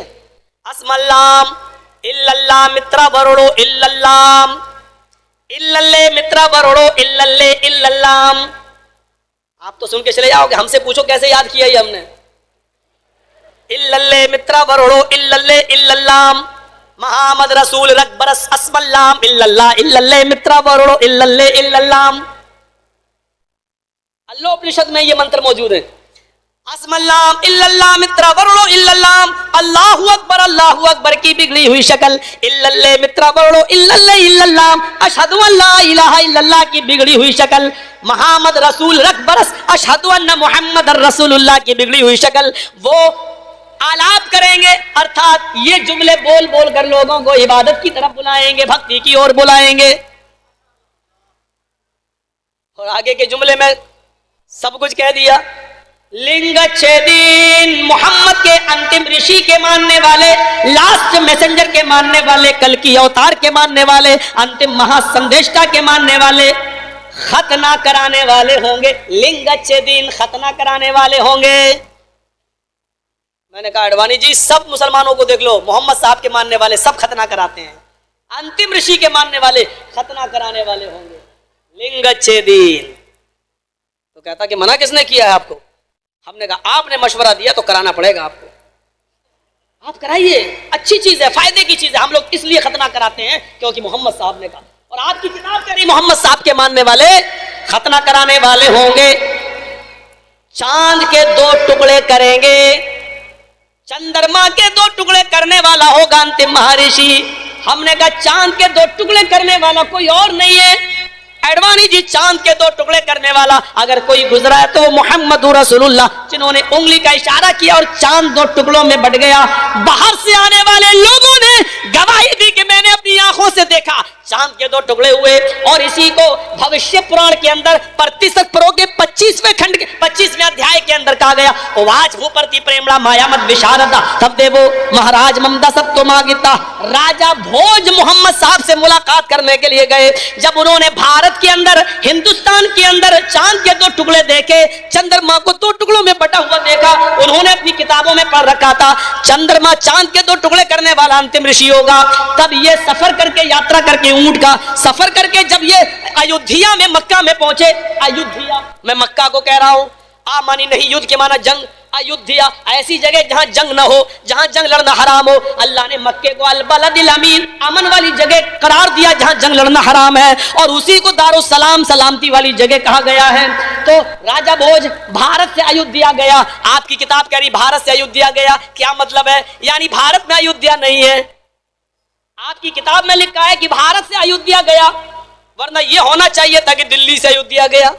लेकिन भारत से अयोध्या गया का मतलब यह है कि अयोध्या भारत में नहीं है, अदर कंट्री है, अदर मुल्क है, अदर कंट्री है। जब वो अदर कंट्री गए, मक्के में गए, वहां लोगों से पूछा कि चांद के 2 टुकड़े किसने किए, तो लोगों ने बताया नराशंस। नराशंस ने, मोहम्मद साहब को नराशंस के नाम से जाना गया। नराशंस के माना भी होते मोहम्मद, नर के माना आदमी, नर मादा ये तो चलता ही है, नर के माना आदमी, और आशंस के माना जिसकी बहुत प्रशंसा तारीफ की जाए। नर आशंस, ऐसा मर्द जिसकी बहुत तारीफ की जाए। मोहम्मद हमद से बना है, और मोहम्मद ऑब्जेक्ट है जिसकी सबसे ज्यादा तारीफ की गई हो। नराशंस जिसकी सबसे ज्यादा तारीफ की जाए, मोहम्मद जिसकी सबसे ज्यादा तारीफ की गई हो। तो नराशंस यानी मोहम्मद का नाम बताया गया। चांद के 2 टुकड़े किसने किए? राजा भोज ने पूछा, मक्के के लोगों ने बताया कि नराशंस ने, यानी मोहम्मद ने। तब वो मोहम्मद साहब के पास आए और कहने लगे नमस्ते। गौर से पढ़िए भविष्य पुराण। राजा भोज ने अपने दोनों हाथ जोड़े और मोहम्मद साहब से मुलाकात करते वक्त जो जुमले कहे वो आज भविष्य पुराण में मौजूद है। नमस्ते गिरजानाथ मरुस्थल निवासिने बहु माया पर्वतिने। गौर से देखिए एक एक जुमले को। नमस्ते, चूंकि हर बुजुर्ग हस्ती के सामने झुका जाता था, इसलिए नम के माना सर झुकाना, और अस्ता मानी सामने, आपके सामने मैं सर झुका रहा हूं। नमस्ते यानी हाय, हाय मोहम्मद साहब, हाय ईश्वर की तरफ से निमंत्रण लेकर, दावत लेकर आने वाली हस्ती, आपको मैं आदाब पेश कर रहा हूं, आपको मैं मुबारकबाद पेश करता हूं। नमस्ते गिरजानाथ। हाय बुजुर्ग शख्सियत, बहुत बड़ी महान शख्सियत, नमस्ते गिरजानाथ। मरुस्थल निवासिने, मरुस्थल में निवास करने वाले, रेगिस्तान के इलाके में पैदा होने वाले, मरुस्थल कहते हैं रेगिस्तान को। हाय रेगिस्तान में जन्म लेने वाले। कौन नहीं जानता कि मोहम्मद रसूलुल्लाह का जन्म उसी सहारा में, उसी रेगिस्तानी इलाके में हुआ है जहां आज भी ऊंट को रेगिस्तान का जहाज करार दिया जाता है। मरुस्थल निवासी ने, हाय मरुस्थल में निवास करने वाले, हाय रेगिस्तान में रहने वाले। बहुमाया पर्वत ने, बहुत सी माया में पर्वत होने वाले, बहुत सी माया में पर्वत होने वाले, यानी बहुत से मौजिज़े दिखलाने वाले, चांद के 2 टुकड़े करने वाले, एक गिलास दूध को 116 117 सहाबा को पिलाने वाले, बहुमाया पर्वत ने बहुत सी माया में प्रकट होने वाले, मौजिज़े दिखलाने वाले, आपकी शरण में आया हुआ ये गुलाम आपका गुलाम है, आपका दास है, क्या आप ही ने चांद के 2 टुकड़े किए? फरमाया हाँ। कहा मोहम्मद साहब, मैं अपनी किताब में पढ़ा हुआ हूं कि अंतिम ऋषि आखिरी नबी जब इस धरती के ऊपर आएगा तो वो चांद के 2 टुकड़े करेगा। मैंने देखा भारत में चांद के 2 टुकड़े हैं, हुए हैं, तो किसने किए पूछता हुआ आप तक आया और मेरी दारुल मलेक धर्म में हो गई, अर्थात मैं ईमान ले आया, मैं मुसलमान हो गया। मोहम्मद साहब ने कहा अच्छा किया, तुम मुसलमान हो गए हो, तुमने इस्लाम कबूल कर लिया। कहने लगा राजा भोज, इस्लाम कबूल करने से पहले, दारुल मलेक धर्म में आने से पहले मुझे कुछ सवाल करना है, 1-2 क्वेश्चन का आंसर दे दीजिए ताकि इत्मीनान कल्ब हो जाए, हृदय को संतुष्टि हो जाए, मुतमईन हो जाऊं मैं। आपके पिता का क्या नाम है? मोहम्मद साहब ने कहा मेरे पिता का नाम है नहीं, पूछो क्या नाम था? राजा भोज ने कहा आपके पिता कब स्वर्गीय हुए, कब इंतकाल किए? मोहम्मद साहब ने जवाब दिया, उवाज खूब पड़ती प्रेम ला माया मत, बड़े प्रेम से माया मत मोहम्मद ने जवाब दिया, उवाज जवाब दिया। क्या जवाब दिया? मेरे जन्म से, मेरे पैदा होने से 6 महीने पहले, मेरे जन्म से 2 महीने पहले, मेरे जन्म लेने से 2 महीने पहले मेरे बाप स्वर्गवासी हो गए, यानी देहांत कर गए, इंतकाल हो गया। राजा भोज ने कहा मेरी किताब में भी यही लिखा हुआ है, अंतिम ऋषि के इस दुनिया में जन्म लेने से पहले उसका पिता 2 महीने पहले देहांत कर जाएगा। ये सब भविष्य पुराण में आज भी मौजूद है, आज भी ये सब आसाराम को देखना चाहिए, अगरचे जेल में है तब भी देखना चाहिए।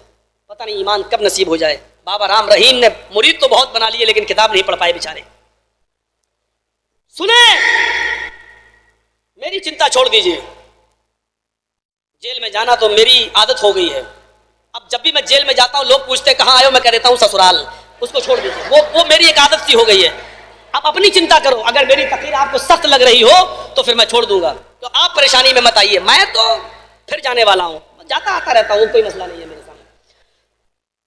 इस मरतबा थोड़ा सा लंबे टाइम तक रहा, वैसे इतने दिन रखते नहीं, वो खुद नहीं रखते हैं, खुद नहीं रखते, अंदर से जल्दी भगाते, भागो। क्यों? उधर भी हम तबलीग करना शुरू कर देते हैं, उधर भी लोग अहले हदीस होना शुरू हो जाते हैं, ताबीज़ पढ़ना शुरू कर देते हैं। काम पूछता जेलर क्या काम करना जानते हो? मैंने कहा काम तो कभी मेरे बाप ने भी नहीं किया। नहीं, काम तो करना पड़ेगा। मैंने कहा नमाज पढ़ाता हूँ, बच्चों को पढ़ाता हूँ, मदरसा चलता। बोला बस बस बस यही काम करो। तो उधर भी नमाज पढ़ाने की ड्यूटी मिलती है, खुतबा देने की ड्यूटी मिलती है। अल्लाह का शुक्र, आज तक जितनी जेलों में गया हूँ काम नमाज पढ़ाने का ही मिला, अल्हम्दुलिल्लाह, काम खुतबा देने का मिला। और यही हमारा सब कुछ है। दिलों की दुनिया बदलना हो तो खुतबों से बदली जा सकती। इन्नल बयान लसहर, अल्लाह के नबी ने कहा बयान ही तो जादू होता है, बयान ही तो जादू होता है। मैं जी न्यूज के पास गया हूं, एबीपी न्यूज के पास गया हूं, मैं बड़े बड़े टीवी चैनलों के पास गया हूं। मैंने कहा ये मोदी के चमचों को बिठा लेते हो डिबेट के लिए, मुझे बिठा लो, एक दिन मुझे लाओ, तलाक पर बहस हो, किसी भी चीज पर बहस हो, एक दिन मुझे लाके बिठा दो। कहने लगा नहीं तुम्हें नहीं लाऊंगा। क्यों? कहा कि सब हंगामा हो जाएगा, हंगामा हो जाएगा पूरे। एबीपी न्यूज ने कहा, जी न्यूज वालों ने कहा हंगामा हो जाएगा, तुम्हें नहीं बिठा लूंगा। क्यों? तो हमने कहा फिर उनको लेके आते हो जिनको पहले से सवाल समझा दिए जाते हैं और वो अपनी तैयारी पहले करके आते हैं कि मुझसे ये पूछा जाएगा, मुझे इसका जवाब ये दे। मैंने कहा आप किसी पर भी बहस कर लीजिए, किसी पर भी डिबेट कर लीजिए, आप बंदे हिंदुस्तान में रहना है तो बंदे मातरम कहना, चलो आओ मैं डिबेट करने के लिए तैयार हूं, आओ भारत माता, भारत को माता कहो, चलो पहले डिबेट कर लो, अगर हार जाऊं माता कहना शुरू कर दूंगा, चलो आओ। एक ही सवाल करूंगा, अगर ये माता थी तो तुमने 2 टुकड़े क्यों करे? पहले ये बताओ। पहले तो पाकिस्तान भी हिंदुस्तान का हिस्सा था, कोई अपनी अम्मा के टुकड़े करता है? एक सवाल करूंगा भागे फिरेंगे सब एकदम, हमको लाया नहीं जाता डिबेट के लिए। जी न्यूज वाला कर तुम्हें नहीं लाऊंगा, क्यों? बवाल हो जाएगा, तुम तो ऐसे ही बोलोगे भारत के 2 टुकड़े, अपनी अम्मा के 2 टुकड़े तुम करो, माँ हम कहें, काटो तुम कतल तुम करो, अम्मा हम कहें। वो जानता है, चीख चीख के थक गया हूं, मुझे लाओ डिबेट पे, नहीं लाते। तलाक के मसले पर नहीं लाए, हमको नहीं लाएंगे साहब। क्यों? नहीं ओ जमीयत उलमा ने मना कर दिया, इसको मत लाना, इसको मत लाना। सुनने की क्षमता होनी चाहिए, हम सुनते हैं कि नहीं? कितनी गालियां सुनी हमने, कितनी गालियां। हमसे ज्यादा शायद जमाते अहले हदीस के किसी मौलवी ने गालियां सुनी हो।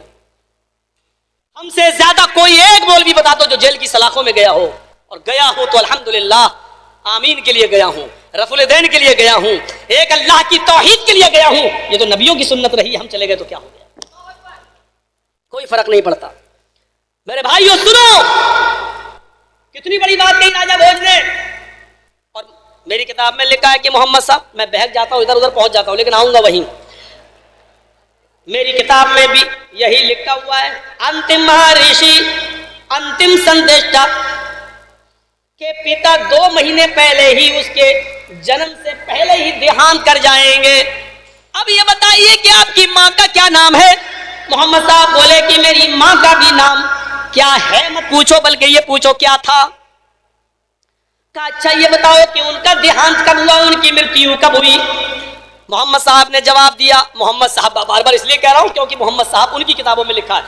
राजा भोज ने कहा, तो मोहम्मद साहब ने जवाब दिया कि मेरे पैदा होने के 6 साल के बाद 6 वर्ष आयु भवत, मेरी उम्र 6 साल की थी। मेरी 6 साल की उम्र के बाद मेरी मां देहांत कर गई। राजा भोज ने मोहम्मद साहब के दोनों हाथ पकड़े और चूम लिया। कहा मेरी किताब में यही लिखा है, अंतिम महर्षि, अंतिम संदेष्टा जब इस दुनिया में आएगा तो उसके 6 साल के बाद उसकी मां भी इस दुनिया से चल बसेगी। अब मुझे नाम बता दो, बाप का क्या नाम था, मां का क्या नाम था? तब मोहम्मद साहब उवाच तच्छुत्वा पुंडरीकाक्षो ब्राह्मण विदम विरीति भवने विष्णु यशसो गृहे सुमति प्रादुर्भाव्यम। तब मोहम्मद साहब ने कहा मेरा जन्म ब्राह्मण खानदान में हुआ। ब्रह्मा अल्लाह को बोलते हैं और ब्राह्मण अल्लाह वाला। मेरा जन्म ब्राह्मण खानदान में यानी अल्लाह वाले खानदान में। खाने काबा में 360 मूर्तियां रखी हुई थी। उसके मुख्य पुरोहित यही अब्दुल मुत्तलिब थे, यही अबू तालिब बाद में बने, यही सब उसके धरोहर थे, रखवाले थे। तो मैं एक ब्राह्मण खानदान में, आज ब्राह्मण मूर्तियों की पूजा करते हैं, मेरा जन्म ब्राह्मण खानदान में हुआ। उधर भी 360 मूर्तियों की पूजा की जा रही थी। ये मूर्तियों के पुजारी ब्राह्मण कहलाते हैं। वो भी ब्रह्मा ही थे, ब्राह्मण थे, यानी अल्लाह वाले थे। उस जमाने में जो सबसे ज्यादा मूर्तियों का पुजारी है उसको सबसे बड़ा दीनदार समझा जाता था। लिहाजा ब्राह्मण खानदान का मतलब अल्लाह वाले या दीनी मजहबी खानदान में, या यूं समझ लो कि हिंदुस्तान में सबसे ऊंची कौम ब्राह्मण है, सबसे ऊंची कास्ट ब्राह्मण है। मोहम्मद साहब सबसे ऊंची कास्ट में पैदा होंगे तो अरब की सबसे ऊंची कास्ट कौम कुरैश थी और उसका सबसे ऊंचा खानदान बनु हाशिम था। मोहम्मद रसूलुल्लाह उसी सबसे ऊंची कास्ट के अंदर पैदा हुए। ये अलग बात है कि बाद में आपने ऊंचे और नीचे का फर्क मिटा दिया। नबी बनने के बाद आपने कहा कोई ऊंचा नहीं कोई नीचा नहीं। ला फज़ला लिअरबिय्यिन अला आजमी वला लिअजमिय्यिन अला अरबी वला लिअबयज़ अला अस्वद वला लिअस्वद अला अबयज़। अब किसी काले को गोरे पर, गोरे को काले पर कोई फौकियत नहीं है, न किसी अरबी को अजमी पर, न किसी अजमी को अरबी पर, सब बराबर हैं। अल्लाह की नजर में बड़ा वो है जो अल्लाह से सबसे ज्यादा डरने वाला है। इल्ला बित्तक़वा, तक़वे वाला सबसे बड़ा है। कहा कि ब्राह्मण खानदान में मेरा जन्म हुआ। विष्णु यश वगैरे, विष्णु यश के घर में मैं पैदा हुआ। बाप का नाम क्या बताया? विष्णु यश। विष्णु यश के घर में पैदा हुआ। सुमति प्रादुर्भाव्यम, सुमति के पेड़ से जन्म लिया। मेरी मां का नाम सुमति है। राजा भोज ने ये नाम सुना। मोहम्मद साहब बता रहे हैं कि मेरे बाप का नाम विष्णु यश और मां का नाम सुमति, तो फौरन ईमान ले आया। विष्णु अल्लाह के नामों में से एक नाम, ब्रह्मा, विष्णु, शिव। अब उसको कहते विष्णु। विष्णु को विष्णु ना कहने लगे लोग, विष्णु कह लो या विष्णु। ब्रह्मा, विष्णु, शिव ये अल्लाह के नाम है। ब्रह्मा मानी पैदा करने वाला, ब्रह्मा मानी ब्रह्मांड का रचयिता और रचनाकार, दुनिया का बनाने वाला, और विष्णु मानी पालने वाला, और शिव मानी मौत देने वाला। तो विष्णु पालने वाला ये अल्लाह ही है, दुनिया का बनाने वाला अल्लाह, मारने वाला अल्लाह, पैदा करने वाला खालिक अल्लाह। तो विष्णु के माना खालिक, विष्णु के माना विष्णु, अगर उसको उस माना में ले तो खालिक पैदा करने वाला। तो अल्लाह के नामों में से एक नाम है विष्णु। और यश के माना बंदा, यश के माना भक्त। विष्णु यश या विष्णु यश क्या माना होगा? अल्लाह का बंदा। मोहम्मद रसूलुल्लाह के बाप का क्या नाम था? अब्दुल्लाह। क्या माना हुआ?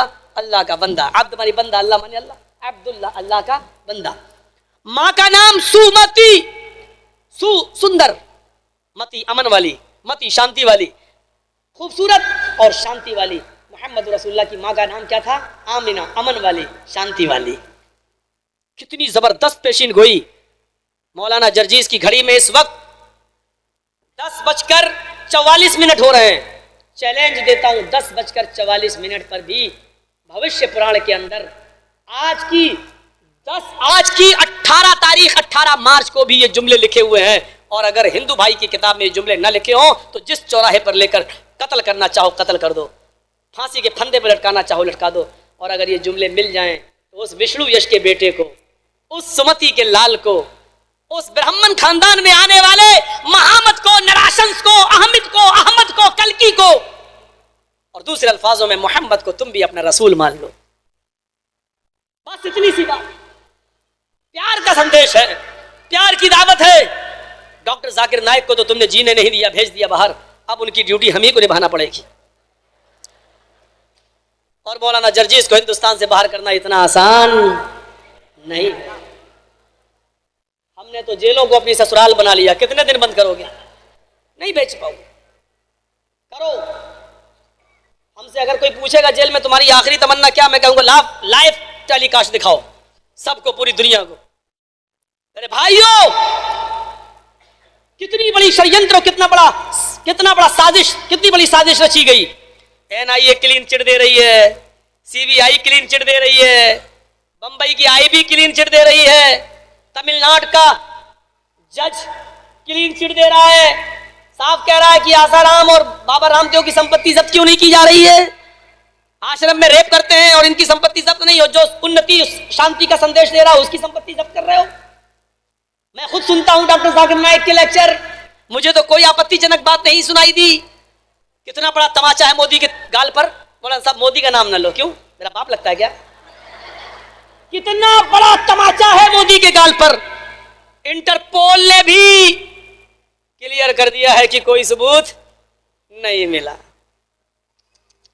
फिर भी हम आह भी करते हैं तो हो जाते हैं बदनाम, और तुम कत्ल भी करते हो तो चर्चा नहीं होता।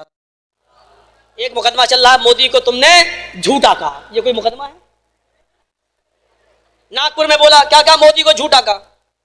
मुकदमा चला, 2 दिन जेल में गई, जमानत हुई। अब ये केस चलेगा। अब मैं साबित कर दूंगा झूठा है ही। उसका वकील कहेगा कि कहां है झूठ। मैं कहूंगा इसने कहा था कि नहीं हर आदमी के खाते में 15-15 लाख जाएंगे। कहां गए? दिखाओ कहां गए। मैंने इसीलिए तो कहा था, मैं सबूत दे दूंगा, मेरा वकील दे देगा। तुमने कहा था कि मुझे प्रधानमंत्री नहीं चौकीदार बनाओ, मैं इस देश की चौकीदारी करना चाहता हूं। तुम चौकीदार थे, फिर विजय माल्या कैसा पैसा लेके भागा? चौकीदार क्यों सो रहा था? नीरव मोदी क्यों भागा? चौकीदार सोता रहा। मुझे वो हसास चौकीदार चाहिए जो कभी उमर इब्ने अब्दुल अजीज का वक्त हुआ करता था, कभी हजरत उमर फारूक हुआ करते थे। उमर फारूक का बच्चा बाहर खेल रहा है, 6 साल की 5 साल की उम्र है।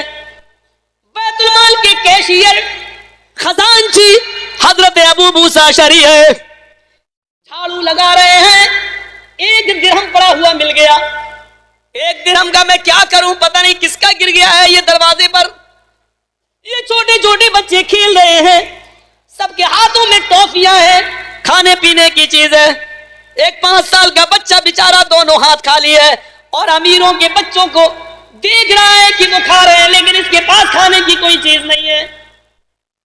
गौर से देखा तो वो उमर का बेटा है अबू मूसा अशअरी। वो 1 दिरहम लेकर, 1 रुपया लेकर उस छोटे से बच्चे को दे देते हैं, बेटा तुम भी कोई चीज दुकान से खरीद कर खा लो, तुम इन बच्चों का क्यों मुंह देख रहे हो। उस बच्चे ने 1 दिरहम अपनी मुट्ठी में लिया। तरबियत बाप की ऐसी मिली थी कि इस मुट्ठी के इस 1 दिरहम से मुझे कुछ खरीदना भी चाहिए या नहीं, पहले अपने बाप से पूछ लूं। वो 1 दिरहम लेकर अपने घर जाता है। बाप ने बंद मुट्ठी देखी का बेटे हाथ में क्या है। बाप की नजर भी देखो, बेटे के बताने से पहले बाप की नजर पड़ गई। उमर ने पूछा, बेटे हाथ खोलो। 1 दिरहम कहां से आया? अबू मूसा अशअरी ने दे दिया। वो झाड़ू लगा रहे थे, दरवाजे पर पड़ा हुआ मिल गया। उन्होंने मुझे दे दिया, कहा कोई चीज लेकर खा लो, मैंने नहीं खाया। हजरत उमर फारूक की आंखों में आंसू आ गए। वो 1 दिरहम लेकर और अपने बच्चे को पकड़कर अबू मूसा अशअरी के पास जाते हैं। वो 1 दिरहम अबू मूसा अशअरी के सर पे इतनी तेज मारते हैं कि अबू मूसा अशअरी कहते हैं कि मुझे लग रहा था कि मेरा सर कहीं न फट जाए। कहा कि 1 दिरहम तुमने मेरे बेटे को कैसे दे दिया? का सबके बच्चे खा रहे थे, आपका बच्चा मुंह तक रहा था, मुझे दरवाजे पर पड़ा हुआ मिला, मैंने उठाकर इसको दे दिया, पता नहीं किसका होगा, ये कुछ खा लेगा, भूखा था। फरमाया आए अबू मूसा, क्या जहन्नम में ढकेलने के लिए और जहन्नम में दाखिल करने के लिए तेरी नजर उमर के बच्चों पर ही पड़ी थी, उमर के खानदान पर ही पड़ी थी, उमर के घर वालों पर ही पड़ी थी, तेरी नजर में कोई और नहीं था। जहन्नम में भेजने के लिए तेरी नजर उमर और उमर के बैत पर, उमर और उमर के बच्चों पर पड़ी थी, उमर के घर वालों पर पड़ी, तुझे कोई और नहीं मिला। ये 1 दिरहम बैतुल माल में जमा कर देता, अगर बाद में कोई दावेदार आता तो उसको दे देता, वरना सारे मुसलमानों की अमानत में इसको भी दाखिल कर देता। तुझे कोई और नहीं मिला, जहन्नम में भेजने के लिए तेरी नजर उमर और उमर के बच्चों पर ही पड़ी। मुझे ऐसा चौकीदार चाहिए। मीडिया वालों लिखो, मुझे देश का ऐसा चौकीदार चाहिए। इस हिंदुस्तान की 2 आंखें, एक हिंदू और एक मुसलमान। अगर एक आंख को फोड़ने की कोशिश करोगे तो दुनिया इस भारत को काना कहेगी। इस देश के 2 हाथ है, एक हिंदू एक मुसलमान। अगर एक को तोड़ने की कोशिश करोगे तो पूरी दुनिया भारत को लूला कहेगी। इस देश के 2 पैर है, एक हिंदू एक मुसलमान। अगर एक को लंगड़ा करने की कोशिश करोगे, तोड़ने की कोशिश करोगे तो पूरी दुनिया भारत को लंगड़ा कहेगी। हमें ऐसा चौकीदार चाहिए जो तकलीफ किसी हिंदू को पहुंचे तो उसका दर्द मुसलमान अपने दिल में महसूस करे। एक मुसलमान एक दलित मारा जाए तो उसका दर्द एक हिंदू महसूस करे। हमें ऐसा भारत चाहिए कि मुसलमान अगर कत्ल किया जाए तो उसका दर्द हिंदुओं के दिल में हो, और एक हिंदू मारा जाए तो उसका दर्द मुसलमानों के दिल में हो। हमें ऐसा चौकीदार चाहिए जो हिंदू मुसलमानों, सिखों, ईसाइयों सबको लेकर चले। मेरे भाइयों, देशवासियों से मेरा आह्वान है, मेरा ये संकल्प है कि मैं पूरे हिंदुस्तान में जा जाकर मैं उन सबको यही पैगाम दूंगा, इस चौकीदार को हटाओ और ऐसा चौकीदार लाओ जो हिंदू मुसलमान सबको लेके चले, रियाया से प्यार करता हो। हजरत उमर फारूक अपने बच्चे को गोद में खिला रहे हैं, बार बार, छोटा सा बच्चा बार बार चूमते अपने बच्चे को। बच्चों से कौन नहीं प्यार करता है? अपने बच्चे को गोद में ले रहे हैं। उधर मुल्क के शाम का गवर्नर आ रहा है, हंस रहा। हजरत उमर ने कहा बहुत हंस रहे हो, 32 दांत तुम्हारे दिखाई दे रहे हैं, इधर आओ। हंसी आ रही है। कहा क्यों? कि आप अपने बच्चे के आगे किसी को नहीं देख रहे, इतने बड़े बड़े लोग जरूरतमंद बैठे हुए और अपने बच्चे से इतना प्यार कर रहे हैं। कहा बेटा मेरा है तो प्यार नहीं करूंगा? फिर हंस रहे हो। अमीरुल मोमिनीन, मैंने तो आज तक अपने बच्चे को कभी गोद में नहीं लिया, मैंने तो कभी आज तक अपने बच्चे को नहीं चूमा, आप इतना प्यार करते हैं अपने बच्चे से? हजरत उमर फारूक ने अपने बच्चे को जमीन पर बिठाया, खड़े हो गए और उससे कहा आतिनी अल जायजा, मैंने गवर्नरी का ओहदा देकर बहुत बड़ी गलती करी है, गवर्नरी की डिग्री वापस कर। उससे डिग्री वापस ले ली, उसने डिग्री वापस तो दे दी। कहा ओहदे का लालच नहीं, लेकिन मेरी गलती क्या है? कहा तेरी गलती यह है कि तू अपने बच्चे से प्यार नहीं करता। कहा बच्चा मेरा है, मैं करूं या ना करूं? ये कौन सी शिकायत हुई? फरमाया उमर को अब भरोसा नहीं है तेरी ऊपर। जो शख्स अपने बच्चे से प्यार नहीं कर सकता वो मुल्क के शाम की आवाम से क्या प्यार करेगा, वहां की रियायत से क्या प्यार करेगा, वहां के लोगों से क्या प्यार करेगा? जो अपने बच्चे को प्यार नहीं दे सकता वो रियायत को क्या प्यार देगा? ऐसा चौकीदार चाहिए, हिंदू मुस्लिम सिख ईसाई सबसे प्यार करे, जो सबको एक साथ लेकर चले, सबको तरक्की पहुंचाने की बात करे। ये नौटंकियां बंद करो, सबका साथ सबका विकास। हमने देख लिया है मुसलमान औरतों की बड़ी फिक्र हो रही है, अपनी औरत को इंसाफ नहीं दे पा रहे हो, मुसलमान औरतों की तलाकों की फिक्र कर रहे हो। मोदी जी तुम जिस स्कूल में पढ़ते हो मैं उस स्कूल का हेडमास्टर रह चुका हूं, मुझे पढ़ाने की कोशिश मत करो। तुम जो पढ़ के आए हो वो मैं बहुत पहले पढ़ चुका हूं, अगरचे उम्र में मैं तुमसे छोटा हूं। तुम्हारे बाल पक गए, शरीयत ने मुझे अक्लमंदी सिखला दी है, शरीयत ने किताब सुन्नत ने मुझे बहुत अकल दे दी है। तुम अपनी ये नौटंकियां और ड्रामे बंद करो, तुमने क्या क्या किया बंद करो। और देशवासियों चौकीदार बदलो, उमर इब्ने अब्दुल अजीज की तरह, उमर फारूक की तरह। आए हाय वो उमर इब्ने अब्दुल अजीज लोगों के तंज से आकर कपड़ा कपड़ा नया पहनने के लिए 8 दिरहम देते हैं और अपने गुलाम से कहते हैं कि लो ये 8 दिरहम मैं दे रहा हूं, मार्केट से कोई कपड़ा लेकर आओ। ये कपड़ा पुराना हो गया, बड़े बड़े दूर से लोग आते हैं और कहते हैं कि ये क्या है, फटे पुराने कपड़े पहने हुए, चलो एक नया कपड़ा सिला लेता हूं। वो 8 दिरहम का कपड़ा लेकर आया।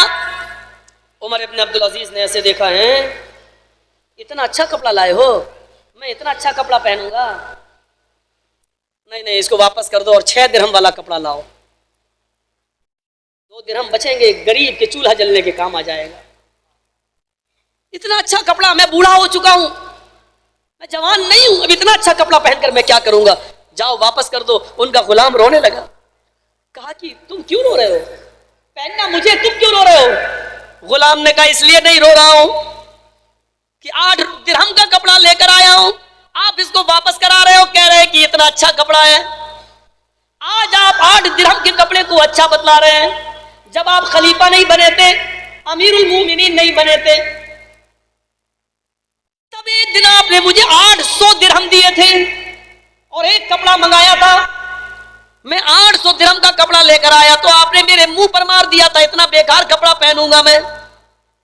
800 दिरहम के कपड़े को कहा था इतना बेकार, फिर 200 दिरहम और निकाले और मैं 1000 दिरहम का कपड़ा लेकर आया था।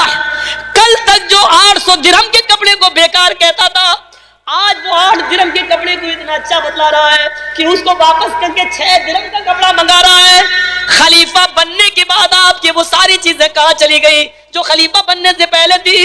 अमीरुल मोमिनीन रोते हैं और क्या कहते हैं कि ये राज किसी और को मत बताना।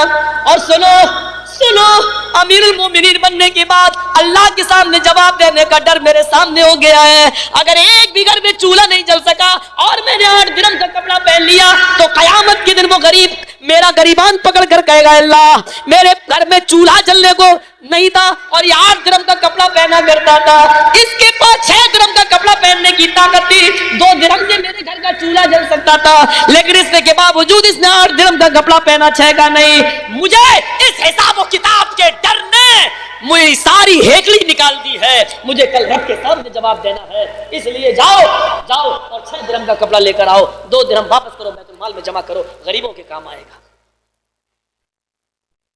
चाय के नाम से बैठे हो और चौकीदार बन गए हो तो 10 लाख का सूट पहनकर ओबामा का स्वागत कर रहे हो। जिंदगियां कैसे बदलती हैं? वो खलीफा थे और खलीफा बनने के बाद, खलीफा बनने से पहले और यूं कह दूं प्रधानमंत्री बनने से पहले तो 800 दिरहम का और 1000 का कपड़ा पहन लेते थे, लेकिन खलीफा बनने के बाद 8 दिरहम का भी नहीं पहन रहे हैं। तुम्हारी जिंदगी तो बिल्कुल उल्टी है। लोगों को उल्लू बनाते थे, चाय बेचता था, चाय पूरी तहकीक हो गई, आज तक एंट्री नहीं मिली है कि कब ये बेचता था चाय, कौन सी स्टेशन पे बेचता था चाय। अरविंद केजरीवाल ने तो डिग्री भी निकाल ली कि बीए फेल है ये आदमी। सोचो तो सही अब क्या होगा इस देश का। लेकिन जैसे ही चीफ मिनिस्टर बनते हो, प्राइम मिनिस्टर बनते हो, खलीफा बनते हो, अमीरुल हिंद बनते हो, अमीरुल मोमिनीन नहीं कह रहा हूं, अमीरुल हिंद बनते हो, हिंदुस्तान की सर्वोच्च पद पर विराजमान होते हो, रोजाना 5-5 कुर्ते बदले जाते हैं, जैकेटें बदली जाती हैं। ओबामा आ रहा है तो 10 लाख का सूट पहनकर जाया जा रहा है, उसका वेलकम करने के लिए। मेरे भाइयों, चौकीदार बदलो, हिंदुस्तान की हिफाजत करो। भारत ये तुम्हारा भी मुल्क है, हमारा भी मुल्क है। अल्लाह की कसम, इस देश को जितना खून तुमने बहाया, हमने भी इस देश को आजाद कराने में उतना खून बहाया। वीर अब्दुल हमीद गवाह है, पाकिस्तान के टैंकों को तोड़ने वाला वीर अब्दुल हमीद गवाह है। फिर पहले प्राइम मिनिस्टर जवाहरलाल नेहरू जब इंग्लैंड जाते हैं, पहली मर्तबा इंग्लैंड जाते हैं, वहां के लोगों ने कहा कि हमारे पास टेक्नोलॉजी है, हमारे पास साइंस है, हमने बहुत तरक्की किया, तुम्हारे पास क्या है?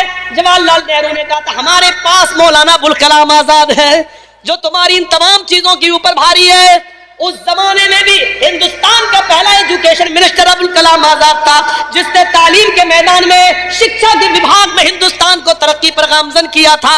हिंदुस्तान जितना तुम्हारा उतना हमारा भी है। रब्बे काबा की कसम, 1 इंच तुम्हारा ज्यादा नहीं है और 1 इंच मेरा कम नहीं है। जितना तुम दावेदार हो उतना हम। इस गुलिस्तान को जब भी खून की जरूरत पड़ी, सबसे पहले गर्दन हमारी ही कटी। आज हमसे कहते हैं ये अहले चमन, ये चमन हमारा है तुम्हारा नहीं। कहां का इंसाफ है ये? वो एक प्याला दूध उमर इब्न अब्दुल अजीज की बीवी के लिए ला रही है। कौन? उन्हीं की खादिमा है, उन्हीं की लौंडी है। एक प्याला दूध चुपके से लेके आती है, रात के अंदर घुसती है, दरवाजा खोलती है। उमर इब्न अब्दुल अजीज वुजू बना रहे हैं। मेरी माएं सुने, ये मेरी बहनों के लिए वाकया बड़ा इबरतनाक वाकया है। एक प्याला दूध लेकर घुसी, उमर इब्न अब्दुल अजीज वुजू बना रहे हैं। अपनी लौंडी को, खादिमा को आते हुए देखते, पूछते इधर आओ, हाथ में क्या है? छुपाने की कोशिश की। उमर इब्न अब्दुल अजीज की जिद ने कहा हाथ हटाओ। चादर हटाई तो क्या देखते, एक प्याले में दूध है। दूध कहां से लेकर आई हो? बैतुल माल से लाई हूं। किसके लिए लाई हो? आपकी बीवी के लिए लाई हूं। आए मेरी बीवी, ये दूध तुमने मंगाया है? हाँ मैंने मंगाया है। अमीरुल मोमिनीन मैं हूं, मुझसे परमिशन भी नहीं ली। क्या परमिशन लेती आपसे? आप तो मना कर देते। फिर तुम्हारी हिम्मत कैसे पड़ी? कहा अपने लिए नहीं मंगाया, आपका बच्चा मेरे पेट में परवरिश पा रहा है। आपको मालूम होना चाहिए मां जब तक खाएगी नहीं कुछ मिलेगा नहीं, ये बेटा पेट में परवरिश नहीं पा सकता है। 4 दिन हो गए आपके घर में चूल्हा नहीं जला, मैंने रोटी का लुकमा नहीं खाया। अगर ये दूध भी मुझे नहीं मिलेगा तो ये बच्चा पेट का मर जाएगा। कम से कम मेरी नहीं, इस बच्चे की फिक्र कर लीजिए। ये आपकी अमानत है जो मेरे पेट में पल रही है। उमर इब्न अब्दुल अजीज की आंखों में आंसू आ गए। कहने लगे मेरी बीबी, तुम्हारे ये दर्द भरे जुमले भी मेरे दिल को पिघला नहीं सकते। ये दूध तुम्हें नहीं मिलेगा। दूध का प्याला लेकर बैतुल माल की तरफ जाने लगे। बीवी कहती है आपको अल्लाह का वास्ता, एक प्याला ही तो दूध है, ये पेट का बच्चा मर जाएगा। अगर आपने इस प्याले को, ये दूध का प्याला अगर मुझे नहीं दिया, मैं देख रही हूं, मैं महसूस कर रही हूं ये बच्चा मरने की कगार पर है।